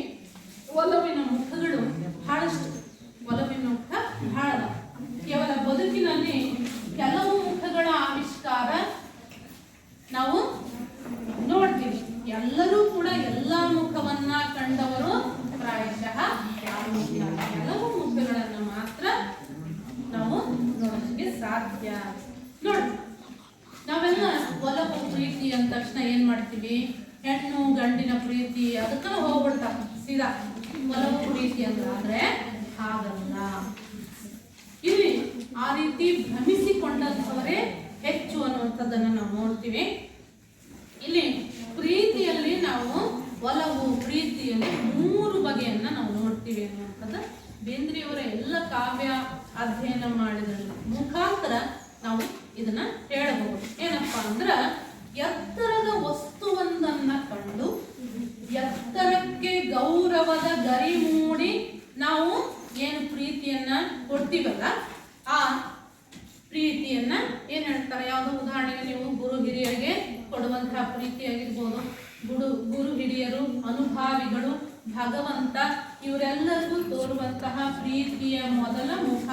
ಆ ಪ್ರೀತಿಯ ಮೊದಲ ಮುಖವನ್ನೇ ನಾವೇನಂತ ಕರಿತೀವಪ್ಪ ಅಂದ್ರ ಭಕ್ತಿ ಅಂತ ಕರಿತೀವಿ. ಏನಂತೀವಿ? ಭಕ್ತಿ ಅಂತ ಕರಿತೀವಿ. ಹಾಗೇನೆ ಪ್ರೀತಿಯ ಇನ್ನೊಂದು ಮುಖ ನಮ್ಮಿಂದ ತಗ್ಗಿನಲ್ಲಿರುವಂತಹ ವಸ್ತು. ನಮ್ಮಿಂದ ತಗ್ಗಿನಲ್ಲಿರುವ ವಸ್ತು ತಗ್ಗಿದಾಗ ತಗ್ಗಿನ ದಾರಿಯ ಗುಂಟ ಮಮತೆಯಿಂದ ಎಳೆದು ನಾವು ಪ್ರೀತಿಸುತ್ತೇವೆ. ಉದಾಹರಣೆಗೆ ತಂದೆ ತಾಯಿ ತಮ್ಮ ಮಕ್ಕಳನ್ನ ಪ್ರೀತಿಸುವಂತ ಬಗೆ, ಅದು ಪ್ರೀತಿಯ 2ನೆಯ ಮುಖ. ಅದನ್ನ ನಾವು ವಾತ್ಸಲ್ಯ ಅಂತ ಕರಿತೀವಿ. ಪ್ರೀತಿಗಿರುವಂತಹ 2ನೇ ಮುಖ ಯಾವುದು? ವಾತ್ಸಲ್ಯ. 1ನೇ ಮುಖ ಯಾವುದು? ಭಕ್ತಿ. ಹಾಗೇನೆ ಒಂದೇ ನೆಲೆಯಲ್ಲಿ ನಿಂತು ಒಬ್ಬರೊಬ್ಬರು ಪೂರ್ಣ ಅರಿತು ಪರಸ್ಪರ ಪ್ರೀತಿ ವಿಶ್ವಾಸವನ್ನ ಇಟ್ಕೊಂಡು ಇರುವಂತಹ ಒಂದು ಗೆಳೆತನದ ನಿರ್ವಾಚ್ಯವಾದಂತಹ ಪ್ರೀತಿಯನ್ನ ನಾವೇನಂತ ಕರಿತೀವಿ? ಸ್ನೇಹ ಅಂತ ಕರಿತೀವಿ. ಪ್ರೀತಿಯಲ್ಲಿ ನಾವು 3 ಮುಖಗಳನ್ನ ಅಲ್ವಾ? ಹೀಗೆ ಗಂಡು ಹೆಣ್ಣು, ಬಂಗಾರ ಕಂಪು, ಸ್ನೇಹ ಹೊಸ ಸಿಂಗಾರ, ಸಿಂಗಾರಗೊಳ್ಳುವುದು, ಸಿಂಗಾರವೇ ಆಗುವಂಥದ್ದು ಅದು ಸ್ನೇಹದ ಒಂದು ಬಗೆ. ಹೀಗೆ ಪ್ರೀತಿಯಲ್ಲಿ ನಾವು 3 ಬಗೆಯನ್ನು ನೋಡ್ತೀವಿ. ಅದು ವಿಕಾರ ಹೊಂದಿದಾಗ ಅದು ಏನಾಗ್ತೈತಿ? ವಿಕೃತ ರೂಪವನ್ನು ರೂಪವನ್ನ ತಾಳುತ್ತೆ, ಸಾಕಷ್ಟು ಅನಾಹುತಗಳಿಗೆ ಕಾರಣ ಮಾಡಿಕೊಡುತ್ತೆ ಅನ್ನುವಂಥದ್ದನ್ನ ಎಷ್ಟೋ ಜನರ ಬದುಕಿನ ಮೂಲಕ ನಾವು ಕಾಣ್ತೀವಿ. ಹೀಗೆ ಆ ಬೇಂದ್ರೆಯವರು ತಮ್ಮ ನೋವು ನಲಿವುಗಳನ್ನ, ಆ ಪ್ರೀತಿಯ ಬೇರೆ ಬೇರೆ ಮುಖಗಳನ್ನ ತಮ್ಮ ಕವನ ಸಂಕಲನ ಮುಖಾಂತರ, ತಾವು ಬರೆದಂತ ಭಾವಗೀತೆಗಳ ಮುಖಾಂತರ ಅದನ್ನ ವ್ಯಕ್ತಪಡಿಸುವಂತಹ ಪರಿ ಏನೈತಲ್ಲ, ನಿಜಕ್ಕೂ ಕೂಡ ಅಭಿನಂದನಾರ್ಹ ಅನ್ನುವಂಥದ್ದನ್ನು ನಾವು ತಿಳ್ಕೋಬೇಕು. ಮುಗಿಲ ಮಾಲಿಗೆ ರಾಗರತಿಯ ಅನ್ನುವಂಥ ಅವರ ಭಾವಗೀತೆ ಆಗಿರ್ಬೋದು. ನಾನು ಬಡವ ಆತ ಬಡವಿ ಒಲವೇ ನಮ್ಮ ಬದುಕು ಅನ್ನುವಂಥದ್ದು. ಹಳ್ಳದ ದಂಡ್ಯಾಗ ಪದ್ಯ, ನಾನಿ ನಿನ್ನ ಮಾರಿ ಮ್ಯಾಗ ಅನ್ನುವಂಥದ್ದು. ಗಮ ಗಮ ಗಮಾಣಿಸ್ತಾವ ಮಲ್ಲಿಗೆ ಅನ್ನುವಂಥ ಭಾವಗೀತೆ ಆಗಿರ್ಬೋದು. ಉತ್ತರ ಧ್ರುವದಿಂದ ದಕ್ಷಿಣ ಧ್ರುವಕ್ಕೂ ಅನ್ನುವಂಥದ್ದಾಗಿರ್ಬೋದು. ನೀ ಹಿಂಗ ನೋಡಬೇಡ ಹೇಳಿದ್ನಲ್ಲ ಈಗಾಗಲೇ. ಇನ್ನೊಂದು ಹಸುಗೂಸು ಮಲಗಿಬಹುದು, ಹುಸಿ ನೆಗೆಯು ತೊಲಗಿಬಹುದು ಅನ್ನುವಂಥ ಪದ್ಯ ಆಗಿರ್ಬೋದು. ಆಮೇಲೆ ಬಹಳ ಪ್ರಸಿದ್ಧವಾದಂಥ ಪದ್ಯ, ನಿಮಗೂ ಎಲ್ಲ ಗೊತ್ತು, ಹೇಳಿದಲ್ಲ, ಆದ್ರೆ ಅರಿವಿಲ್ಲ. ಇನ್ನೂ ಯಾಕೆ ಬರ್ಲಿಲ್ಲವ ಹುಬ್ಬಳ್ಳಿಯವ ಹೇಳಿದಲ್ಲ ನೀವು. ಈಗ ಒಬ್ಬ ಎಮ್ಮಿ ಮೇಲೆ ಕೂತ್ಕೊಂಡು ಹೇಳ್ಕೋತ ಹೊರಟಿದ್ದಂತವ, ಇನ್ನೂ ಯಾಕೆ ಬರಲಿಲ್ಲವ ಹುಬ್ಬಳ್ಳಿಯವ. ಅದನ್ನ ಬೇಂದ್ರೆ ಅವ್ರು ಹೇಳಿದ್ರಂತ. ಏನ್ಪಾ ಎಲ್ಲಿ ಕೇಳಿದಿ ಈ ಹಾಡ ಅಂತ ಹೇಳಿ. ಇಲ್ರಿ ಅಜ್ಜಾರ ಚಾದ ಅಂಗಡ್ಯಾಗ ಹಚ್ಚಿದ್ರ, ಆ ಚಾದ ಅಂಗಡ್ಯಾಗ ಹಚ್ಚಿದ ಕೇಳಿ ಗುಣಗಿಸಿ ನನಗೂ ಈಗ ಬರಾಕತ್ತೈತದ ಅಂತ ಹೇಳಿ. ಬೇಂದ್ರೆ ಬಾಳ ಖುಷಿ ಆಗ್ತದ. ಎಮ್ಮಿ ಕಾಯ ಸಹಿತ ನಮ್ ಭಾವಗೀತೆ ಹಾಡ್ತಾನಲ್ಲ ಬಿಡ ಅಂತ ಹೇಳಿ. ನೀವು ಅದಿರಿ, ನಿಮ್ಗೆ ಗೊತ್ತಿದ್ರು ಅದು ಕವಿ ಹೆಸರು ಗೊತ್ತಿಲ್ಲ ಅಷ್ಟೇ, ಹೌದಾ? ಎಮ್ಮಿ ಕಾಯ ಸಹಿತ ಅದು ಅರಿವೈತೆ ಅದಕ್ಕ ಎಷ್ಟೋ ಅವ್ರಿಗೆ. ಒಂದ್ಸಲ ಈಗ ದೇವಸ್ಥಾನಕ್ಕೆ ಬಂದಿದ್ರು ಅವ್ರ ಸ್ನೇಹಿತರ ಜೊತೆಗೆ. ದೇವಸ್ಥಾನಕ್ಕೆ ಬಂದಾಗ ಟಾಂಗ ತಗೊಂಡು ಬಂದಿದ್ರು. ವಾಪಸ್ ಬರುವಾಗ ಅಲ್ಲೇ ಟಾಂಗ ಇರ್ಲಿಲ್ಲ, ಹೋಗ್ಬಿಟ್ಟಿದ್ರು. ಅವಾಗ ಅವ್ರ ಸ್ನೇಹಿತರ ಜೊತೆ ಮತ್ತೆ ಬೇರೆ ಟಾಂಗ ತರ್ಲೇನು ಅಂತ ಹೇಳಿ ಅವ್ರ ಸ್ನೇಹಿತರು ಕೇಳ್ತಾರ. ಇಲ್ಲ ಬೇಡ, ನಾವು ನಡ್ಕೊತಾನೆ ಹೋಗೋಣ ಅಂತ ಹೇಳಿ ಅವರು ನಡ್ಕೊತಾನ ಸಾಕ್ತಾರ. ದಾರಿಯೊಳಗೆ ಹೋಗುವಾಗ ಅವರ ಕಾಲಲ್ಲಿ ಚಪ್ಪಲಿಯ ಉಂಗುಷ್ಟ ಹರಿದೋಗಿರ್ತೈತಿ. ಅಲ್ಲಿ ಚಪ್ಪಲಿ ಮಾಡುವಂಥವನು ಕೇಳ್ತಾನ. ಚಪ್ಪಲಿ ಮಾಡುವಂಥವನು, ಅಜ್ಜಾರ ನಿಮ್ ಕಾಲ ಉಂಗುಷ್ಟ ಹರಿದೇ ಹಾಕೊಡ್ತೀನಿ ಕೊಡ್ರಿ ಅಂತ ಹೇಳ್ತಾನೆ. ಅವಾಗ ಆತ್ಪ ತಗೋ ಅಂತ ಹೇಳಿ ಕಾಲ ಚಪ್ಪಲ್ ತೆಗೆದು ಹೀಗೆ ಕೊಡ್ತಾರೆ. ಅವರು ಉಂಗುಷ್ಟ ಹಾಕಕ್ಕಿಂತ ಮೊದಲು ಏನ್ ಮಾಡ್ತಾರ, ಅವ್ರ ಕಾಲಿಗೆ ಬಿಸಿಲು ಭಾಳ ಇರ್ತದಲ್ಲ, ಕಾಲು ಸುಡ್ತಾವ ಹಿಡ್ರಿಲ್ಲ ಅಜ್ಜಾರ ಅಂತ ಹೇಳಿ ಇನ್ನೊಂದು ಬೇರೆ ಚಪ್ಪಲಿಯನ್ನ ಅವ್ರು ಹಾಕೊಳಕ ಕೊಡ್ತಾರ. ನೋಡ್ಪ, ನಾನೀಗ ಉಂಗುಷ್ಟ ಹಾಕತನ ನಾ ಏನ್ ಎಷ್ಟೊತ್ತು ನಿಲ್ತೀನಿ, ನನ್ನ ಕಾಲು ಸುಡ್ತಾವು ಅಂತ ಹೇಳಿ ನನ್ನ ಬಗ್ಗೆ ಅಷ್ಟು ಕಾಳಜಿ ತೋರಿಸ್ತೀರಿ. ನನ್ನ ಬಗ್ಗೆ ಅಷ್ಟು ಕಾಳಜಿ ತೋರ್ಸಾವ, ನಿನ್ನ ಕಾಳಜಿನ ಮಾಡ್ಕೊಳೋದಿಲ್ಲಲ್ಲೋ ನೀನು, ಎಂತ ಬಿಸಿಲಾಗ ಕುತ್ಕೊಂಡಿಯಲ್ಲೋ ಅಂತ ಹೇಳಿ ಅವ್ರ ಕೈಯಾಗ ಯಾವಾಗ್ಲೂ ಛತ್ರಿ ಇರ್ತಿತ್ತಲ್ಲ, ಆ ಛತ್ರಿಯನ್ನು ಸ್ವಲ್ಪ ಮುಂದಕ್ಕೆ ಮಾಡಿ ಹಿಡಿತಾರ. ಮುಂದಕ್ಕೆ ಮಾಡಿಟ್ಟು ಹಿಡಿದು, ನೋಡಪ್ಪ ನೀ ಇಂಥ ಬಿಸಿಲೊಳಗ ನಿಂತ್ಕೊಂಡು ಕೆಲಸ ಮಾಡ್ತಿದಿ ಅಂತ ಹೇಳಿ ಅಂತ ಒಬ್ಬ ಆ ಚಪ್ಪಲಿ ಹೊಲಿಯೋನ ಬಗ್ಗೂ ಕೂಡ ಅಪರಿಮಿತವಾದಂಥ ಪ್ರೀತಿಯನ್ನ ತೋರಿಸಿದಂತಹ ವ್ಯಕ್ತಿ ದ.ರಾ. ಬೇಂದ್ರೆ. ಕೊನೆಗೆ ಎಷ್ಟು ದುಡಿತೀಪ, ದಿನಕ್ಕೆ ಎಷ್ಟು ದುಡಿತಿ ಅಂತಂದಾಗ 10 ರೂಪಾಯಿ ದುಡಿತೀನಿ ಅಜ್ಜಾರ ದಿನಕ್ಕೆ ಅಂತ ಹೇಳ್ತಾರ. ಚಪ್ಪಲಿ ಹೊಲದ ನಂತರ ದುಡ್ಡು ಕೊಡಕ್ಕೆ ಹೋಗ್ತಾರ, 10 ರೂಪಾಯಿ. ಚಿಲ್ಲರ್ ಇಲ್ರಿ ಅಜ್ಜಾರ ಅಂತಾರ. ಇರ್ಲಿ, ಚಿಲ್ಲರ್ ಏನು ಕೊಡೋದು ಬೇಡಪ್ಪ, ನೀನು ಇಟ್ಕೋ, ನೀನ್ ಮನೆಗೆ ಹೋಗೋ ಮುಂದೆ ಹಣ್ಣು ಹಂಪಲು ತಗೊಂಡು ಹೋಗು, ಸಾಧ್ಯ ಆದ್ರೆ ಒಂದು ಛತ್ರಿ ತಗೋ, ನೆರಳು ಕುತ್ಕೊಂಡು ಕೆಲಸ ಮಾಡಪ್ಪ, ಬಿಸಿಲಾಗ ಯಾಕೆ ಕುತ್ಕೊಂತಿ ಅಂತ ಹೇಳಿ ಮಾನವೀಯತೆಯನ್ನು ಮೆರೆದಂತಹ ಕವಿ ಅಂತಂದ್ರೆ ದ.ರಾ. ಬೇಂದ್ರೆ ಅವರು. ಅವರ ಮನಸ್ಸು ಎಷ್ಟು ಮೃದುತ್ವ ಇತ್ತು, ಒಬ್ಬ ಚಪ್ಪಲಿ ಹೊಲಿಯೋನ್ ಬಗ್ಗೆ ಕೂಡ ಅವರ ಭಾವನೆ ಹೇಗಿತ್ತು ಅನ್ನುವಂಥದ್ದನ್ನು ನಾವು ಈ ಒಂದು ಕಥೆಯ ಮೂಲಕ ತಿಳ್ಕೋಬಹುದು ಅಲ್ವಾ. ಹೀಗೆ ಅವರ ಭಾವಗೀತೆಗಳು ಏನಂದ್ರೆ ಬೇರೆ ಏನಲ್ಲ, ಅವರ ಬದುಕಿನ ವಿವಿಧ ಆಯಾಮಗಳನ್ನ ಅದಕ್ಕೆ ಒಂದು ಚಿತ್ರಣ ಕೊಟ್ಟಂಥವ್ರು, ಬದುಕಿನ ವಿವಿಧ ಆಯಾಮಕ್ಕೆ ಚಿತ್ರಣವನ್ನು ಕೊಟ್ಟಂಥವ್ರು. ನೊಂದು ಬೆಂದು ಬದುಕಿನಲ್ಲಿ ಅನುಭವಿಸಿದಂತಹ ದುಃಖಕ್ಕೇನೆ ಅವರು ಒಂದು ಅಕ್ಷರದ ಬರಹವನ್ನ ಕೊಟ್ಟು ಭಾವಗೀತೆಗಳನ್ನ ರಚನೆ ಮಾಡಿದ್ದಾರೆ. ನಾವು ಹೇಳ್ತಾ ಹೋದ್ವಿ ಅಂದ್ರೆ ಇಡೀ ಒಂದು ದಿನವೇ ಸಾಲುದಿಲ್ಲ. ಅಂಥ ಬೇಂದ್ರೆಯವರು ಬಾಳಿ ಬದುಕಿದಂತಹ ಒಂದು ಪ್ರದೇಶದಲ್ಲಿ ನಾವು ತಿರುಗಾಡ್ ಬಂದೀವಿ ಅಡ್ಡಾಡ್ ಬಂದೀವಿ ಅಂತಂದ್ರ ನಮ್ಮಷ್ಟು ಪುಣ್ಯವಂತರು ಬೇರೆ ಯಾರು ಇಲ್ಲ ಅಲ್ವಾ? ಇದು ನಿಮ್ಮ ದೇವಿ ಹೊಸೂರು ಏನೈತಲ್ಲ ಅಖಂಡ ಧಾರವಾಡ ಜಿಲ್ಲೆ ಆಗಿತ್ತು ಈ ಹಿಂದೆ. ಈಗ ಹಾವೇರಿ ಜಿಲ್ಲೆ ಆಗಿನ ಮೊದಲ ಧಾರವಾಡ ಜಿಲ್ಲೆ ಆಗಿತ್ತು. ಬೋರ್ಡಲ್ಲಿ ನೋಡಿರಲ್ಲ, ಜಿಲ್ಲೆ ಅಂತಂದ್ರೆ ಧಾರವಾಡ ಬರ್ತಾರ. ಮುಂಚೆ ಅಖಂಡ ಧಾರವಾಡ ಜಿಲ್ಲೆನೇ ಆಗಿತ್ತು. ದ.ರಾ. ಬೇಂದ್ರೆ ಅವರ ಮಾತೃಭಾಷೆ ಮರಾಠಿ. ಅವರ ಮಾತೃಭಾಷೆ ಮರಾಠಿ ಆಗಿತ್ತು. ಆಮೇಲೆ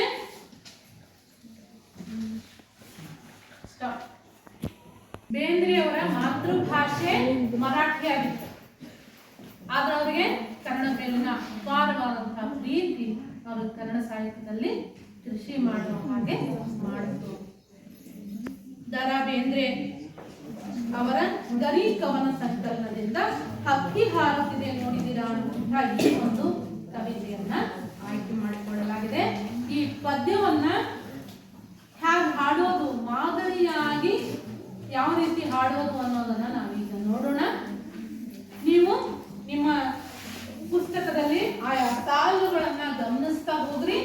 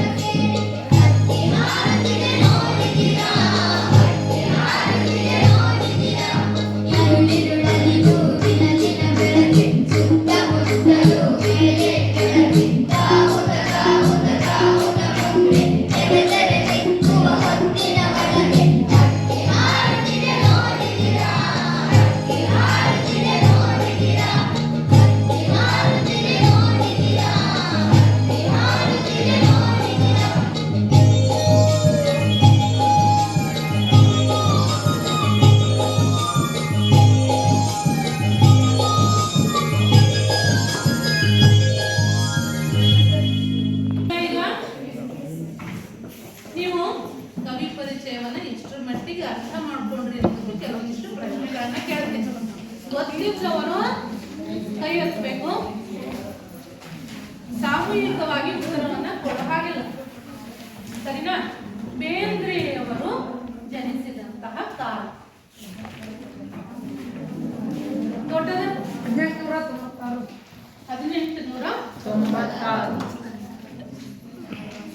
ಸರಿಯಾದ ಉತ್ತರ. ಹೌದಾ? ಬೇಂದ್ರೆಯವರು ಜನ್ಮಸ್ಥಳ. ಜನ್ಮಸ್ಥಳ. ಈಗ ಬಹಳ ಜನ ಹುಡುಗರು ಕೈ ಎತ್ತಕತ್ತಾರೆ ಇವತ್ತ. ಹೇಳಪ್ಪ. ಧಾರವಾಡ. ಧಾರವಾಡ.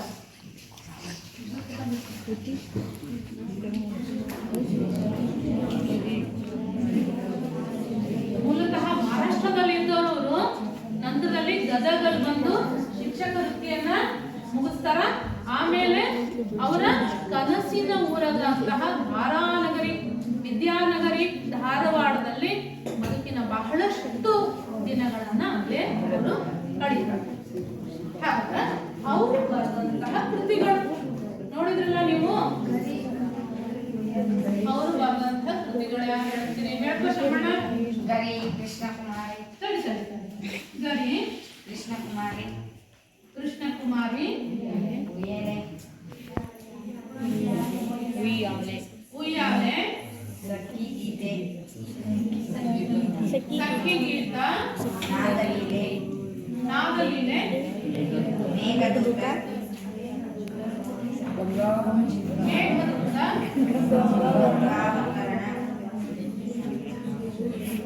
ಗಂಗಾವತರಣ.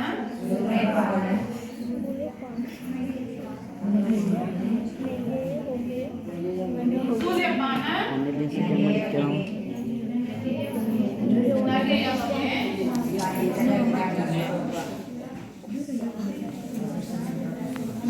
ಸಾಹಿತ್ಯದ ವಿರಾಟ್ ಸ್ವರೂಪ.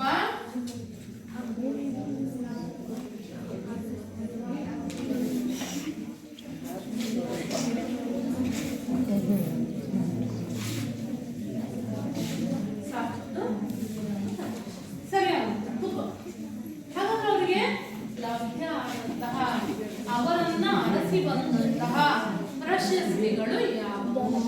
ಯಾರು ಹೇಳ್ತೀರಿ? ಭೂಮಿಕಾ ಹೇಳ್ತೀಯಮ್ಮ? ಹೇಳು. ಅರಳು ಮರಳು ಎಂಬ ಕವನ ಸಂಕಲನಕ್ಕೆ ಸಾಹಿತ್ಯ ಅಕಾಡೆಮಿ ಪ್ರಶಸ್ತಿ. ಸಾಹಿತ್ಯ ಅಕಾಡೆಮಿ. ಅರಳು ಮರಳು ಕೃತಿಗೆ ಸಾಹಿತ್ಯ ಅಕಾಡೆಮಿ.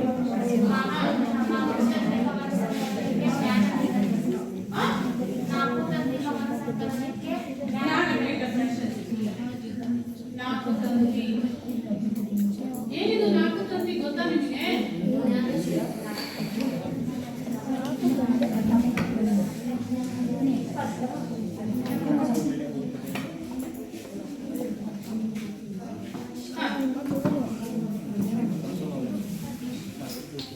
ಪದ್ಮಶ್ರೀ ಪುರಸ್ಕಾರ. ಸರಿಯಾಗಿ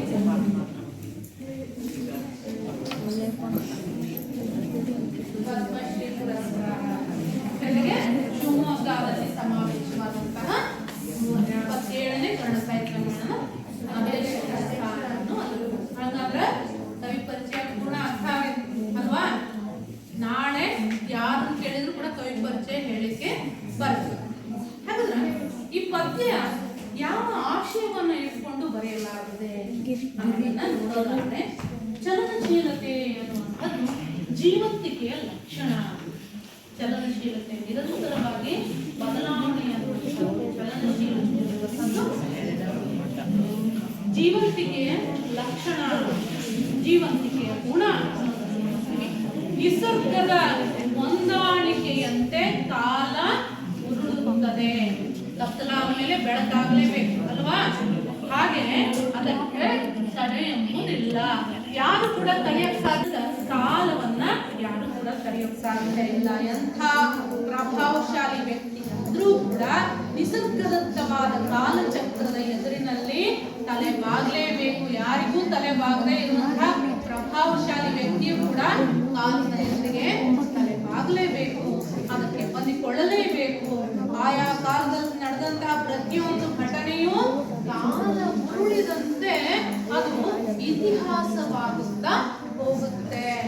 ಕವಿ ಬೇಂದ್ರೆಯವರು ಕಾಲದ ಗತಿಯನ್ನ ಈ ಹಾರುವ ಹಕ್ಕಿಗೆ ಹೋಲಿಕೆಯನ್ನ ಮಾಡ್ತಾ ಅದನ್ನ ನೋಡುವಂತಹ ಪ್ರಯತ್ನವನ್ನ ಈ ಒಂದು ಭಾವಗೀತೆಯ ಮೂಲಕ ಮಾಡ್ತಾ ಇದ್ದಾರೆ. ಹಕ್ಕಿಯ ಹಾರುವಿಕೆ ಪ್ರಕೃತಿಯ ಸಹಜ ಕ್ರಿಯೆಯೊಂದಿಗೆ ಯುಗಗಳೇ ಉರುಳಿ ಹೊಸತನಕ್ಕೆ ತೆರೆದುಕೊಳ್ಳುವಂತಹ ಒಂದು ಸಂಕೇತವಾಗಿ ಇಲ್ಲಿ ಪರಿಣಮಿಸಿದೆ. ನೋಡಿ, ಶುಕ್ರ, ಚಂದ್ರ, ಅಂದ್ರ ಮಂಗಳ ಲೋಕ ಸಂಚಾರ ಕಾಲದ ಒಂದು ಲಕ್ಷಣ. ಬ್ರಿಟಿಷ್ ಸಾಮ್ರಾಜ್ಯಶಾಹಿಯಿಂದ ಪಾರಾಗುವ ಸ್ವಾತಂತ್ರ್ಯ ಚಿಂತನದ ಕಲ್ಪನಾ ಪಕ್ಷಿಯ ಹಾರಾಟವು ಕೂಡ ಅದು ಇನ್ನೊಂದು ಲಕ್ಷಣ ಅದನ್ನು ನೋಡ್ತೀವಿ. ಅದಲ್ಲದೆ ಮಂಗಳ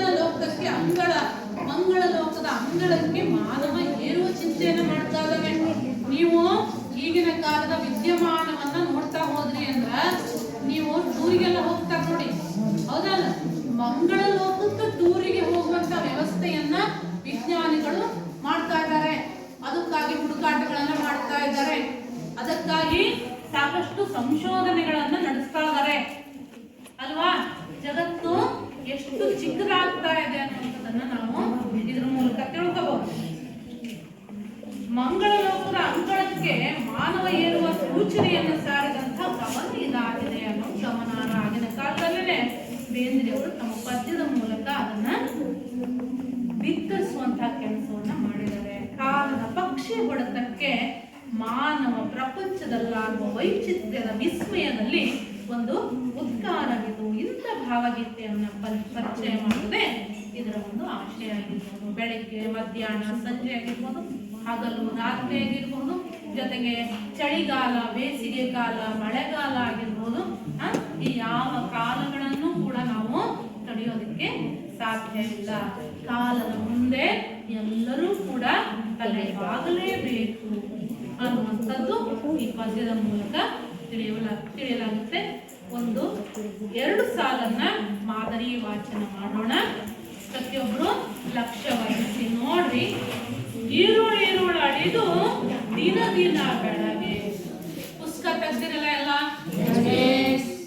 50ನೇ ಪುಟದಲ್ಲಿ ಮೊದಲನೇ ಸಾಲು, ಮೊದಲನೇ ಪ್ಯಾರ. ಈರುಳು ಅಡಿದು ದಿನ ದಿನ ಬೆಳಗ್ಗೆ ಸುತ್ತಮುತ್ತಲೂ ಮೇಲಕ್ಕೆ ಕೆಳಗೆ ಗಾವುದ ಗಾವುದ ಗಾವುದ ಮುಂದೆ ಯಾವೆತೆರೆ ನಿಂತುವ ಒಳಗೆ ಹಕ್ಕಿ ಹಾರುತ್ತಿದೆ. ನೀವು ಓದುವಂತಂದಾಗ ಓದುವಂತ. ಈಗ ನಾನು ಓದ್ತಾ ಇದ್ದೀನಿ, ನೀವು ಕೇಳಬೇಕಷ್ಟೇ. ಆಮೇಲೆ ನೀವು ಓದುವಂತ ಮಾದರಿ ವಾಚನ ನೀವು ನನ್ನ ಹಾಗೆ ಮಾಡಬೇಕು, ಆಯ್ತಾ? ಹಕ್ಕಿ ಹಾರುತ್ತಿದೆ ನೋಡಿದಿರ, ಕರಿನೆರೆ ಬಣ್ಣದ ಪುಚ್ಚಗಳುಂಟು, ಬಿಳಿ ಹೊಳೆ ಬಣ್ಣದ ಗರಿ ಉಂಟು, ಕೆನ್ನನ ಬಣ್ಣನ ಬಣ್ಣಗಳ ರೆಕ್ಕೆಗಳೆರಡೂ ಪಕ್ಕದಲ್ಲುಂಟು, ಹಕ್ಕಿ ಹಾರುತ್ತಿದೆ ನೋಡಿದಿರಾ. ನೀಲಮೇಘ ಮಂಡಲ ಸಮಬಣ್ಣ, ಮುಗಿಲಿಗೆ ರೆಕ್ಕೆಗಳೊಡೆದವು ಅಣ್ಣ, ಚಿಕ್ಕೆಯ ಮಾಲೆಯ ಸೆಕ್ಕಿಸಿಕೊಂಡು ಸೂರ್ಯ ಚಂದ್ರರನ್ನು ಮಾಡಿದೆ ಕಣ್ಣ, ಹಕ್ಕಿ ಹಾರುತ್ತಿದೆ ನೋಡಿದಿರಾ.